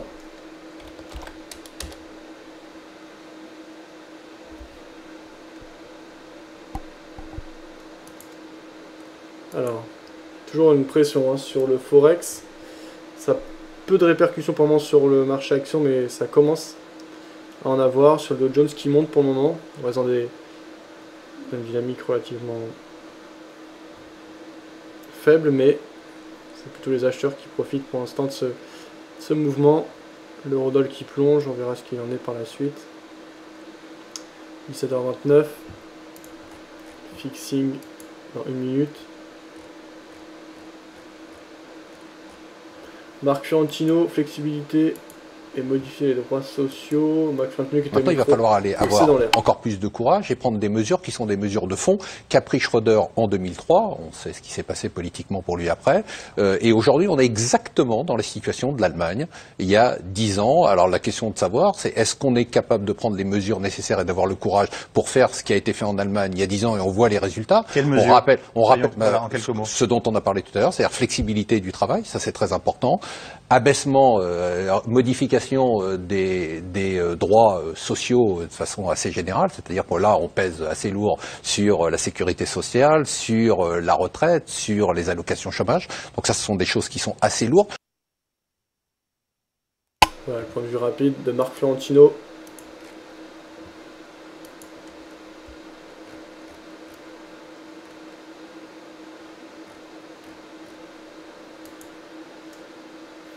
« 17h30, ça y est, on a la clôture en Europe. On va voir ce qui se passe durant les 5 prochaines minutes.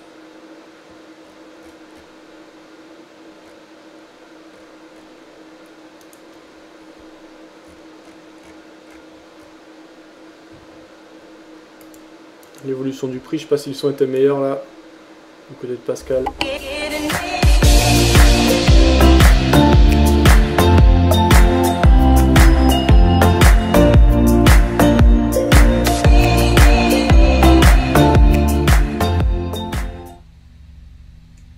tous. Aujourd'hui, on va s'intéresser à... Vous pouvez retrouver cette vidéo en consultant la chaîne du dernier lien que je vous ai donné. Alors ouais, j'avais vu, donc c'était le... Je voulais entendre le point de vue des traders. Je vais écouter de BFM Business dans le cadre du match des traders. Tiens, j'ai vu qu'il y avait le casting pour la saison 3 des talents de trading, pour ceux que ça intéresse. Vous pouvez renseigner du côté de chez Saxo Bank, partenariat avec BFM Business, pour en savoir plus et éventuellement participer. Le match des traders, Jérôme Révillier face à Stéphane Soluteil ce jour. On écoute ça.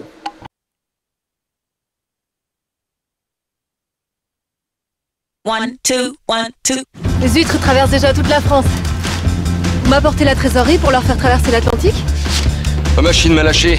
Le crédit pour en acheter une autre, je l'aurai quand?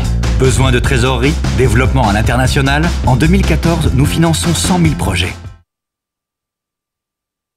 BFM Business, intégral placement.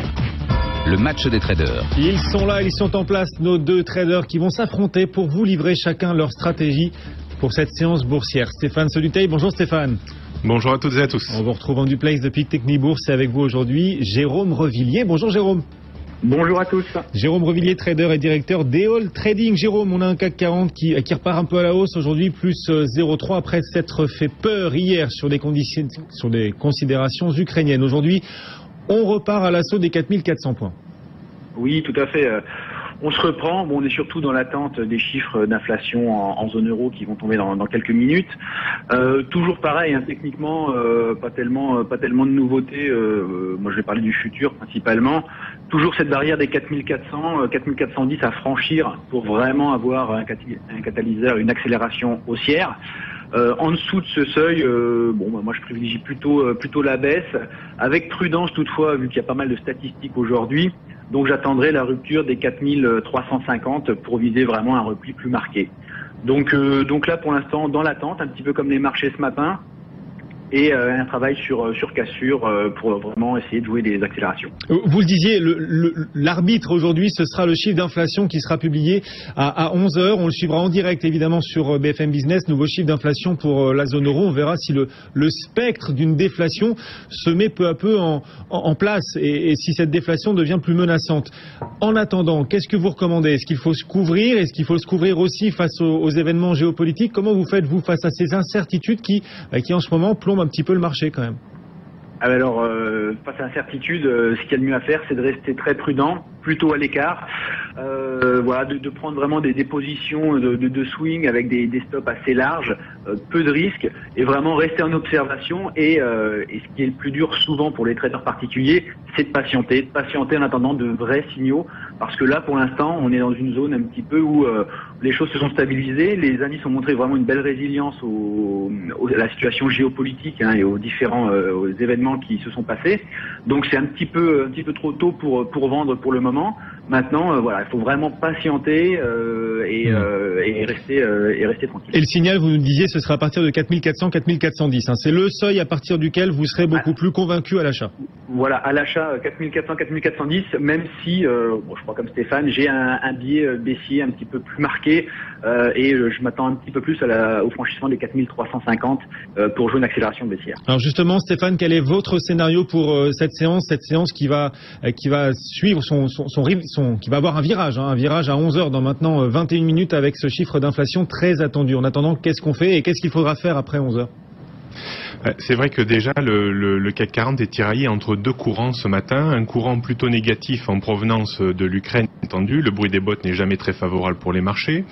Et un courant positif en provenance des États-Unis, parce que les États-Unis, ça fait 4 jours qu'on consolide dans 1,5% de range latéral, de canal horizontal. Et ce matin, on a plutôt tendance à sortir vers le haut, donc ce qui est un peu favorable pour les marchés américains. Donc ces deux courants font que, on a un petit statu quo ce matin. Et en plus, on peut remercier Total et Sanofi, qui pèsent 25% du poids de l'indice, donc qui monte de 1%, donc qui apporte 0,25% de hausse à l'indice, donc le compte est bon, autant dire que le statu quo serait parfait si on n'avait pas ces deux valeurs.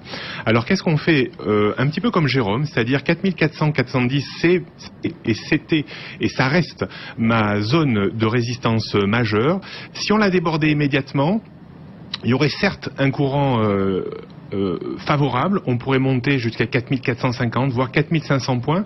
Mais attention, ça serait quand même dangereux parce que la vélocité quand même de la hausse est trop rapide. Je pense que si on voulait déborder avec conviction, sérénité et de façon durable les 4400 points, il faudrait qu'on aille chercher un peu plus et qu'on se repose tranquillement sur 4300 points et qu'on essaye de nouveau de franchir ultérieurement 4400 points. Donc stratégiquement, je pense qu'on peut tenter des ventes quand même à découvert à proximité de 4400, 4410 avec un stop à 10-15 points pour pas prendre trop de risques. Et comme Jérôme, travailler la rupture de 4350 parce que si on casse 4350, je pense qu'on va très rapidement descendre sur 4330, 4300. Voilà un petit peu les deux stratégies, mais c'est vrai que pour répondre à une question un peu plus large, la patience est vraiment l'une des meilleures qualités pour le trader en ce moment. Ouais, voilà. Conseil commun de Stéphane Soluteil et de Jérôme Revillier en direct avec nous pour ce match des traders. À Wall Street, ce sera une séance un peu particulière aussi, puisqu'on est à la veille d'un long week-end, d'un très long week-end, puisque ce sera un week-end de 3 jours là-bas aux États-Unis. Lundi, il n'y aura pas de séance, c'est un jour férié. Un mot aussi des parités de change, l'euro qui repasse sous le $32 assez nettement quand même, Jérôme. On est à 1,3168 en ce moment. Oui, effectivement, hein, l'euro qui continue, il est baissier depuis un petit moment maintenant. Vraiment une zone clé, je le signalais ce matin, 1,3150 qui va vraiment être déterminante. C'est vrai que si on passe dessous, là ce coup-ci, je pense qu'on va vite retourner à 1,30 voire 1,2750 qui est une cible moyen terme. En revanche, pour ceux qui auraient raté un petit peu le train de la baisse de l'euro jusqu'à maintenant, j'invite à la prudence et peut-être patienter. Alors justement avec ces chiffres de l'inflation qui vont vraiment être là déterminants pour la parité. Ce matin on a eu des taux de chômage pas très très bons dans les pays européens. Donc toujours vraiment un biais baissier, très baissier, il n'y a pas photo. Oui. Maintenant, attention de monter dans le train au bon moment et de ne pas monter à un moment inopportun.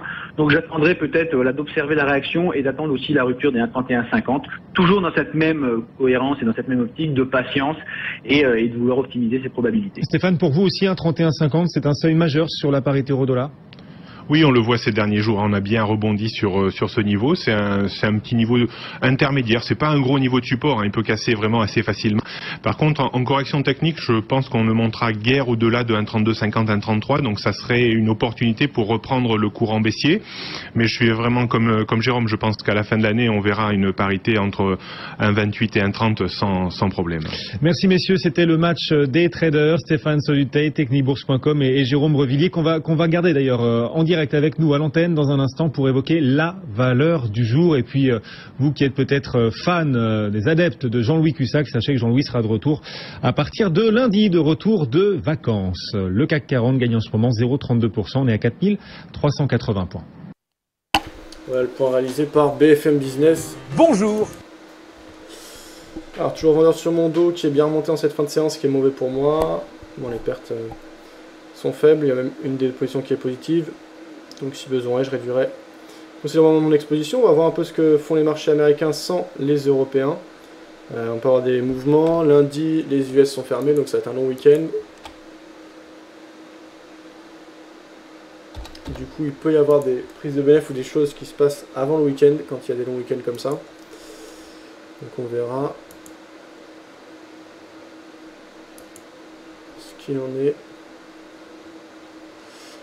Et on reprendra donc, effectivement, les États-Unis et le Canada ne seront pas là lundi. Il y aura des nouvelles d'importance quand même par rapport à l'économie britannique et chinoise durant la nuit, britannique pour le matin. Lundi, donc on peut avoir un peu de mouvement, mais effectivement, sans les Américains, ça va beaucoup moins bouger. Pression acheteuse, mais bon, ça peut vite changer, disait Bébé. Effectivement.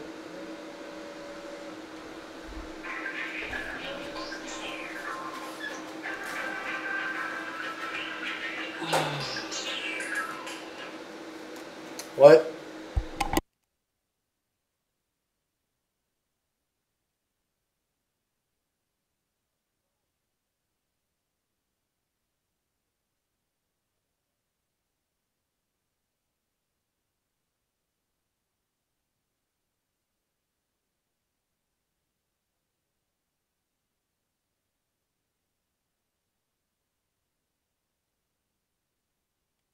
Ouais. Alors on va continuer à prendre de l'info.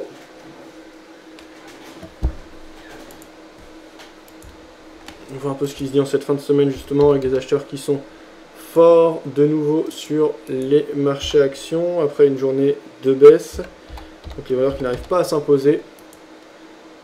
On est repassé un territoire positif avec plus 0,09% sur le Dow Jones actuellement.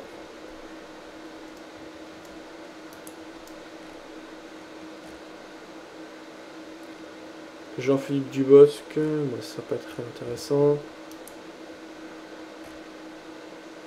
Alors on va prendre un peu de direct en cette fin de semaine. Voir les bilans.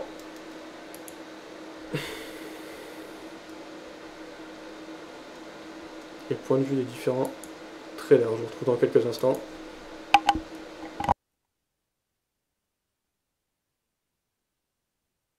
One, two, one, two. Je suis salarié depuis 15 ans et j'aimerais monter ma boîte. Vous m'accompagnez? Moi, j'aimerais créer mon entreprise et des emplois. Vous me suivez? Création d'entreprise? Besoin de trésorerie? En 2014, nous finançons 100 000 projets.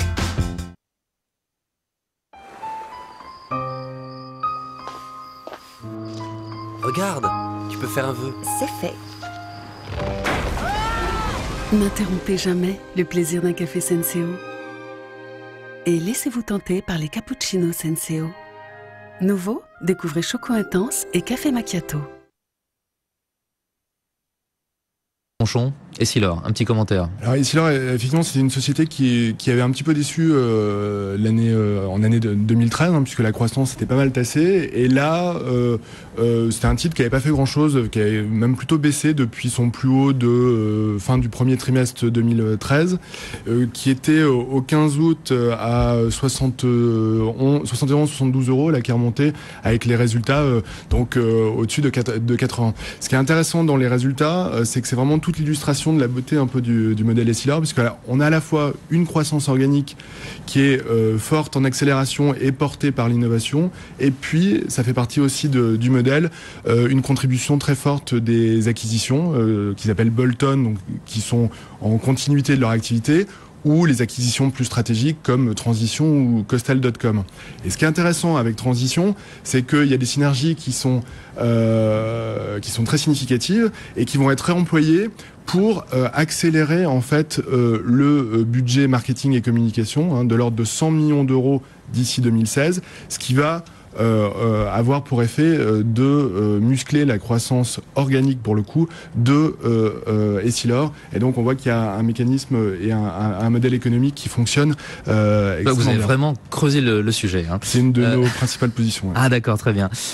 Donc à ce prix-là, Essilor, 80,72 €, ça peut aller plus haut, vous pensez?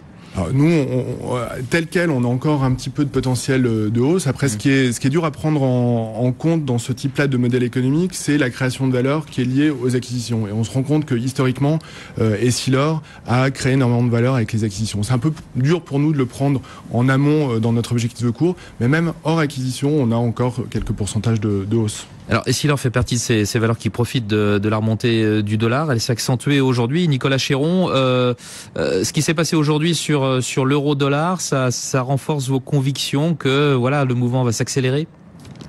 Oui, j'ai toujours les mêmes objectifs à moyen terme, donc les 1,30 puis les 1,27. Nous en avons parlé à de nombreuses reprises et je pense que les investisseurs devraient donc s'intéresser à toutes ces valeurs effet dollar. Donc le fait que l'euro-dollar baisse va permettre à des entreprises d'augmenter leurs marges, va permettre d'améliorer leurs résultats. Je pense notamment à EADS, je pense à Safran. Il y a une nombreuse liste de valeurs comme ça françaises qui profiteront de la baisse, je pense, qui va se poursuivre sur la paire euro-dollar.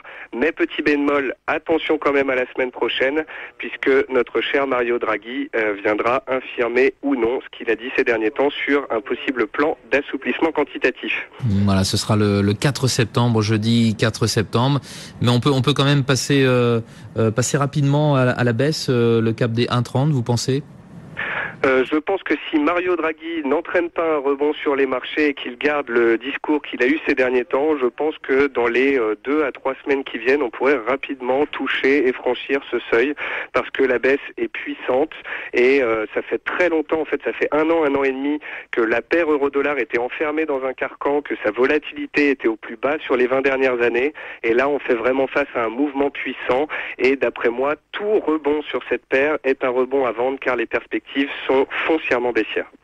D'accord, Nicolas Chéron, merci d'avoir été avec nous. On vous libère, analyste chez Daily FX, FXCM, Alain Crouza, Montségur Finance et Frédéric Ponchon, Sycomore Asset Management. Reste avec nous sur ce plateau pour le dernier quart d'heure de ce club de la bourse dans Intégral Bourse. On se retrouve juste après une rapide pause. BFM Business, Intégral Bourse, 15h, 18h, la bourse en temps réel. Les talents du trading sont de retour pour une 3e saison sur BFM Business. Dès fin octobre, 10 candidats s'affronteront pour devenir le talent du trading 2014. Chaque semaine, affrontez des milliers d'investisseurs et réalisez les meilleures plus-values pour vous qualifier. Pour participer à cette grande compétition, inscrivez-vous dès maintenant sur lestalentsdutrading.fr. Les talents du trading, bientôt sur BFM Business. Les talents du trading en partenariat avec Saxo Bank, le spécialiste de la bourse en ligne.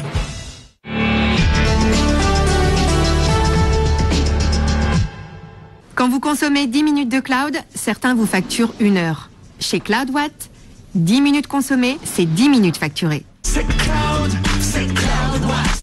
BFMbusiness.com. Toute l'info, toute l'écho, à la carte, connectez-vous sur BFMbusiness.com.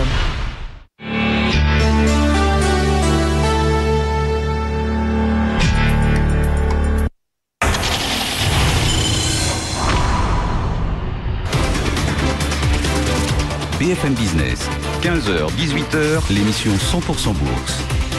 Intégral Bourse, Vincent Touraine. Allez, il nous reste une bonne dizaine de minutes avant la fin de cette émission, toujours avec nos 2 invités, Frédéric Ponchon, Sycomore Asset Management et Alain Crouza, Montségur Finance. Alain, vous vouliez réagir à ce plan de relance, cette tentative de relance du bâtiment en France. Est-ce qu'on va pouvoir annuler les effets quand même assez dévastateurs pour le secteur de la loi Allure? La loi du flop du flop, oui. Oui, effectivement. Je vous ai laissé le nom. Je pense qu'il est temps de quitter des dogmes et de revenir à la réalité. On a tué effectivement le marché de l'immobilier avec toutes les conséquences que ça a eu sur la croissance et les emplois. Un secteur qui a besoin de stabilité et qui a besoin effectivement de visibilité, à la fois pour les investisseurs et à la fois pour ceux qui construisent. Or aujourd'hui, on est arrivé avec cette loi au summum de l'incompréhension et de la non-visibilité. Un certain nombre de mesures ont été prises aujourd'hui pour ramener cette confiance qui est partie. Ça prendra beaucoup de temps. C'est difficile, hein. Ça va être compliqué. Parce qu'indépendamment de ça, le marché devait quand même se retourner. On avait atteint des sommets. Bon, il y a Paris et il y a le reste de la France, hein, c'est pas pareil, mais on avait quand même fortement grimpé en l'espace de 15 ans. Au niveau des prix, que les prix baissent, ça c'est pas un problème. Ouais. Le problème c'est par rapport au volume. Et on a un problème de volume aujourd'hui. Les mesures qui sont prises aujourd'hui, c'est un début, mais il faut aller beaucoup plus loin parce que c'est simplement pour l'instant du saupoudrage. Il faut qu'au niveau des normes, on soit capable de revoir le sujet. On est arrivé aujourd'hui à 3000 normes pour pouvoir construire. Il faut absolument que le propriétaire, qui est quand même celui qui permet la construction, soit rassuré dans la qualité de son investissement et le fait qu'effectivement il n'est pas matraqué fiscalement. Et cette fluidité norme investisseur, eh ben ça amènera des prix plus raisonnables à partir du moment où on a de la visibilité. Avant de vous demander les valeurs justement à jouer dans ce secteur, vous, Frédéric Ponchon, Sycomore Asset Management, c'est le thème de la construction, ça fait pas partie de vos grands paris? Alors, nous, on a une approche qui est peut-être plus stock picking, et donc effectivement, on n'a pas d'approche top-down sur une relance sur l'immobilier avec ce prisme-là. Ouais. Mais entre les entreprises de BTP, les spécialistes des matériaux, même dans une approche stock picking, il y en a pas qui sortent un peu du lot? Totalement au cas par cas, mais je veux dire, on n'a pas de particulièrement aujourd'hui une thématique qui est mise en avant. Alors après moi, sur le fonds dont je m'occupe, on va être pas tout à fait sur ces secteurs-là. On va être sur des secteurs, par exemple, qui bénéficient du nombre de normes un petit peu importantes qu'on a aujourd'hui, et qui sont le secteur du testing, de l'inspection, la certification comme Bureau Veritas. Mais d'une manière générale, moi, je couvre pas vraiment les secteurs. Bureau Veritas, semaine difficile. Alors, semaine difficile, puisque hier, ils ont publié leurs résultats, et surtout, ils ont revu à la baisse leur plan en 2012-2015, où ils attendaient une croissance de 10% des BPA, qui est ramené plutôt à 5-7%, donc ça fait un gros gap. Et puis également aussi une révision de la structure de leur croissance d'activité, où il y aura une part plus importante à la croissance externe qu'à la croissance organique, qui est un petit peu en berne aujourd'hui. Mais vous gardez votre confiance sur ce titre, ou vous avez vendu à l'occasion? Alors, moi j'en avais assez peu. J'ai profité de la baisse du cours hier pour renforcer un titre qui est assez intéressant. Bon, le titre baisse aujourd'hui, mais ce qui est très intéressant, c'est que c'est un secteur qui est extrêmement fragmenté, qui bénéficie de la prolifération des normes et qu'on voit dans tous les secteurs, et qui bénéficie aussi de l'internationalisation, de la globalisation, puisque on a partout dans le monde. Ils sont exactement partout dans le monde, avec un réseau extrêmement granulaire, et on a un modèle économique aussi par croissance externe et synergie qui est très créateur de valeur dans le temps.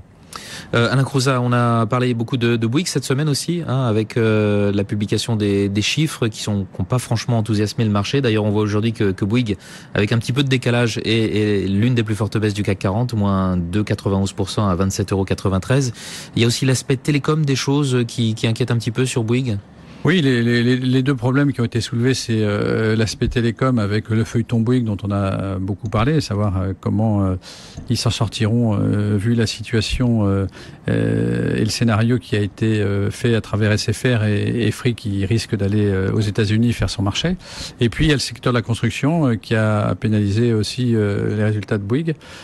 Donc une société qui est sous pression et qui dans son discours a l'air de dire que sur la deuxième partie de l'année, les choses pourraient s'améliorer. D'accord. Et pour revenir au secteur de la construction, au-delà des grands acteurs qui, quand effectivement il n'y a pas matière à trouver croissance en France, la trouvent ailleurs, il y a une valeur qui est plus exposée au marché français de l'immobilier, que l'on peut jouer, en tout cas que nous on a comme dossier, c'est Nexity, qui est vraiment qui est un souvent acteur, cité comme qui aujourd'hui est directement concerné par des mesures de relance de l'immobilier.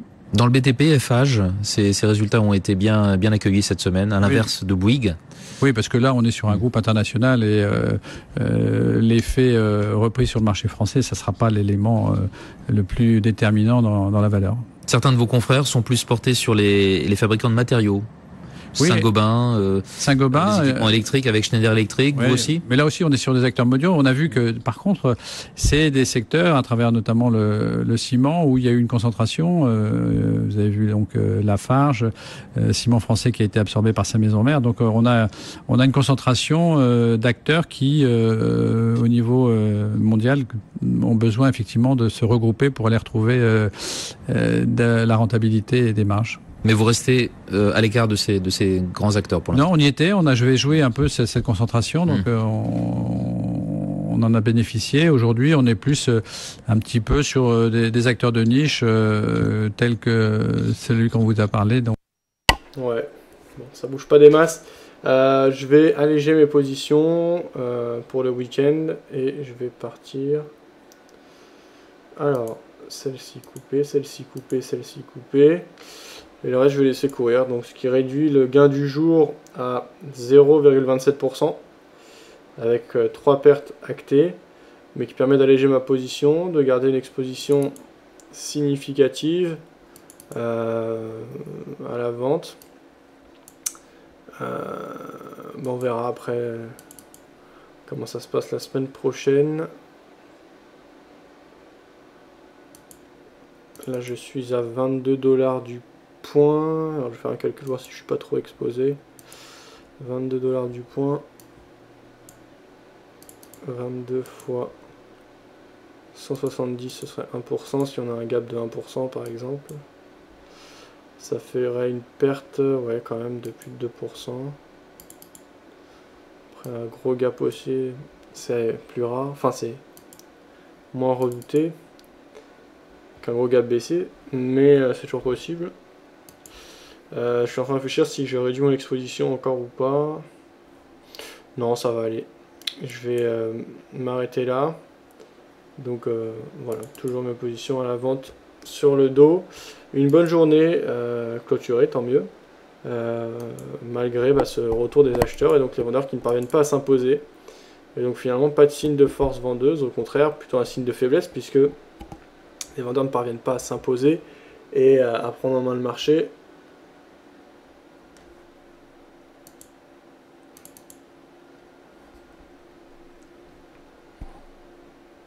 Bébé qui dit avec les tensions géopolitiques sera plus un gap baissier. Alors moi c'est ce que je pense aussi, mais le fait est que j'ai eu tort, donc je vais pas me permettre de tirer des conclusions ou quoi que ce soit, ou d'émettre des hypothèses. Mais oui, en général pour moi c'est plus un gap baissier, donc on peut avoir peur qu'un gap haussier. Voilà, gap haussier ça veut dire qu'il y a eu une nouvelle exceptionnellement bonne qui fait exploser les marchés à la hausse, mais je vois il y a plus de chances qu'on ait des mauvaises nouvelles. Donc par exemple voilà, tension géopolitique, etc. À ce moment-là, ce serait bon pour moi, donc on verra. Ceci dit, je réduis quand même mon exposition, faut pas faire n'importe quoi et toujours être cohérent. Donc actuellement, une balance à 92 794 €. Et une journée sympathique. Voilà ce qu'on peut conclure. Ça, on avait vu.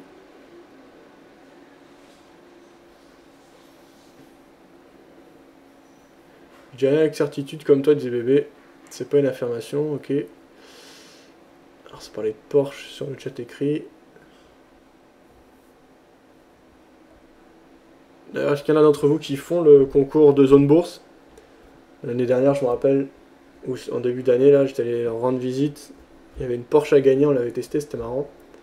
Sympa leur concours, il n'y a rien à perdre. C'est comme si vous tradiez normalement chez votre courtier, ils sont en partenariat avec FXM ou Bourse Direct. Et à la fin, il y a un classement, vous pouvez gagner des lots prestigieux, soit du cash, ou là c'était des cadeaux, en l'occurrence une Porsche notamment, une Smart, etc. Ça on avait vu.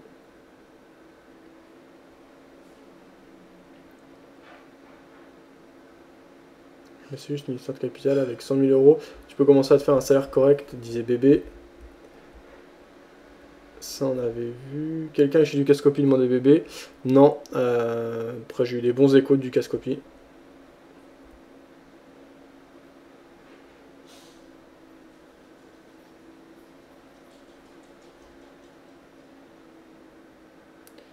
Alors, comme le CAC de 17h à 17h30, il risque même de finir sur une accélération haussière à partir de 21h30. Pardon, le Dow Jones ne lâchera rien jamais, disait Chris. C'est pas le dernier jour d'août que le Dow Jones va craquer. Il risque quand même de finir sur une accélération haussière à partir de 21h30. Ah ouais, si tu as des certitudes, faut investir. Chris qui disait une idée de sondage pour septembre, rentrée oblige. Fabien va-t-il finir positif en 2014 avec son MAM? Ah ouais, ce sera un sondage intéressant. Après ce sera un peu narcissique vu que c'est moi qui lance les sondages. Mais ouais, ce sera intéressant parce qu'actuellement là le MAM affiche une perte de 6,38%. Il me reste en 2014 donc septembre, octobre, novembre, décembre, 4 mois. Oui, c'est à mon avis, moi j'ai bon espoir, on verra après, mais ça va, j'ai bon espoir, je pense que je peux finir en positif cette année. Même si pour le moment c'est pas top. Donc on verra ça. Moi j'ai fini ma session de trading, je vous souhaite une bonne soirée à tous.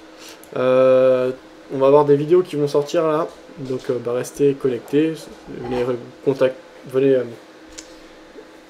jeter un coup d'œil au site, suivre nos réseaux sociaux, vous avez les liens en haut à gauche, au-dessus du logo, vers nos comptes Twitter, Facebook, la chaîne YouTube. N'hésitez pas à suivre cela également, vous avez mon profil LinkedIn si vous voulez me suivre, m'ajouter en contact. Vous pouvez m'ajouter sur Skype si vous voulez discuter. Bonne soirée à tous, à bientôt. Semaine prochaine, donc lundi, session de trading toute l'après-midi, le soir à 18 h, je reçois Dominique de FTF Trading, ça va être intéressant, un ancien trader professionnel qui trade notamment au carnet d'ordre et qui étudie assez précisément la distribution, etc. Et mercredi, je suis pas là, je suis en déplacement à Nice, à la Diamond Trading Academy pour réaliser des interviews. Je reviens donc le jeudi après. Voilà. Et lundi, à mon avis, ça va être assez calme, mais bon, je serai quand même là, puisque les Américains ne seront pas là.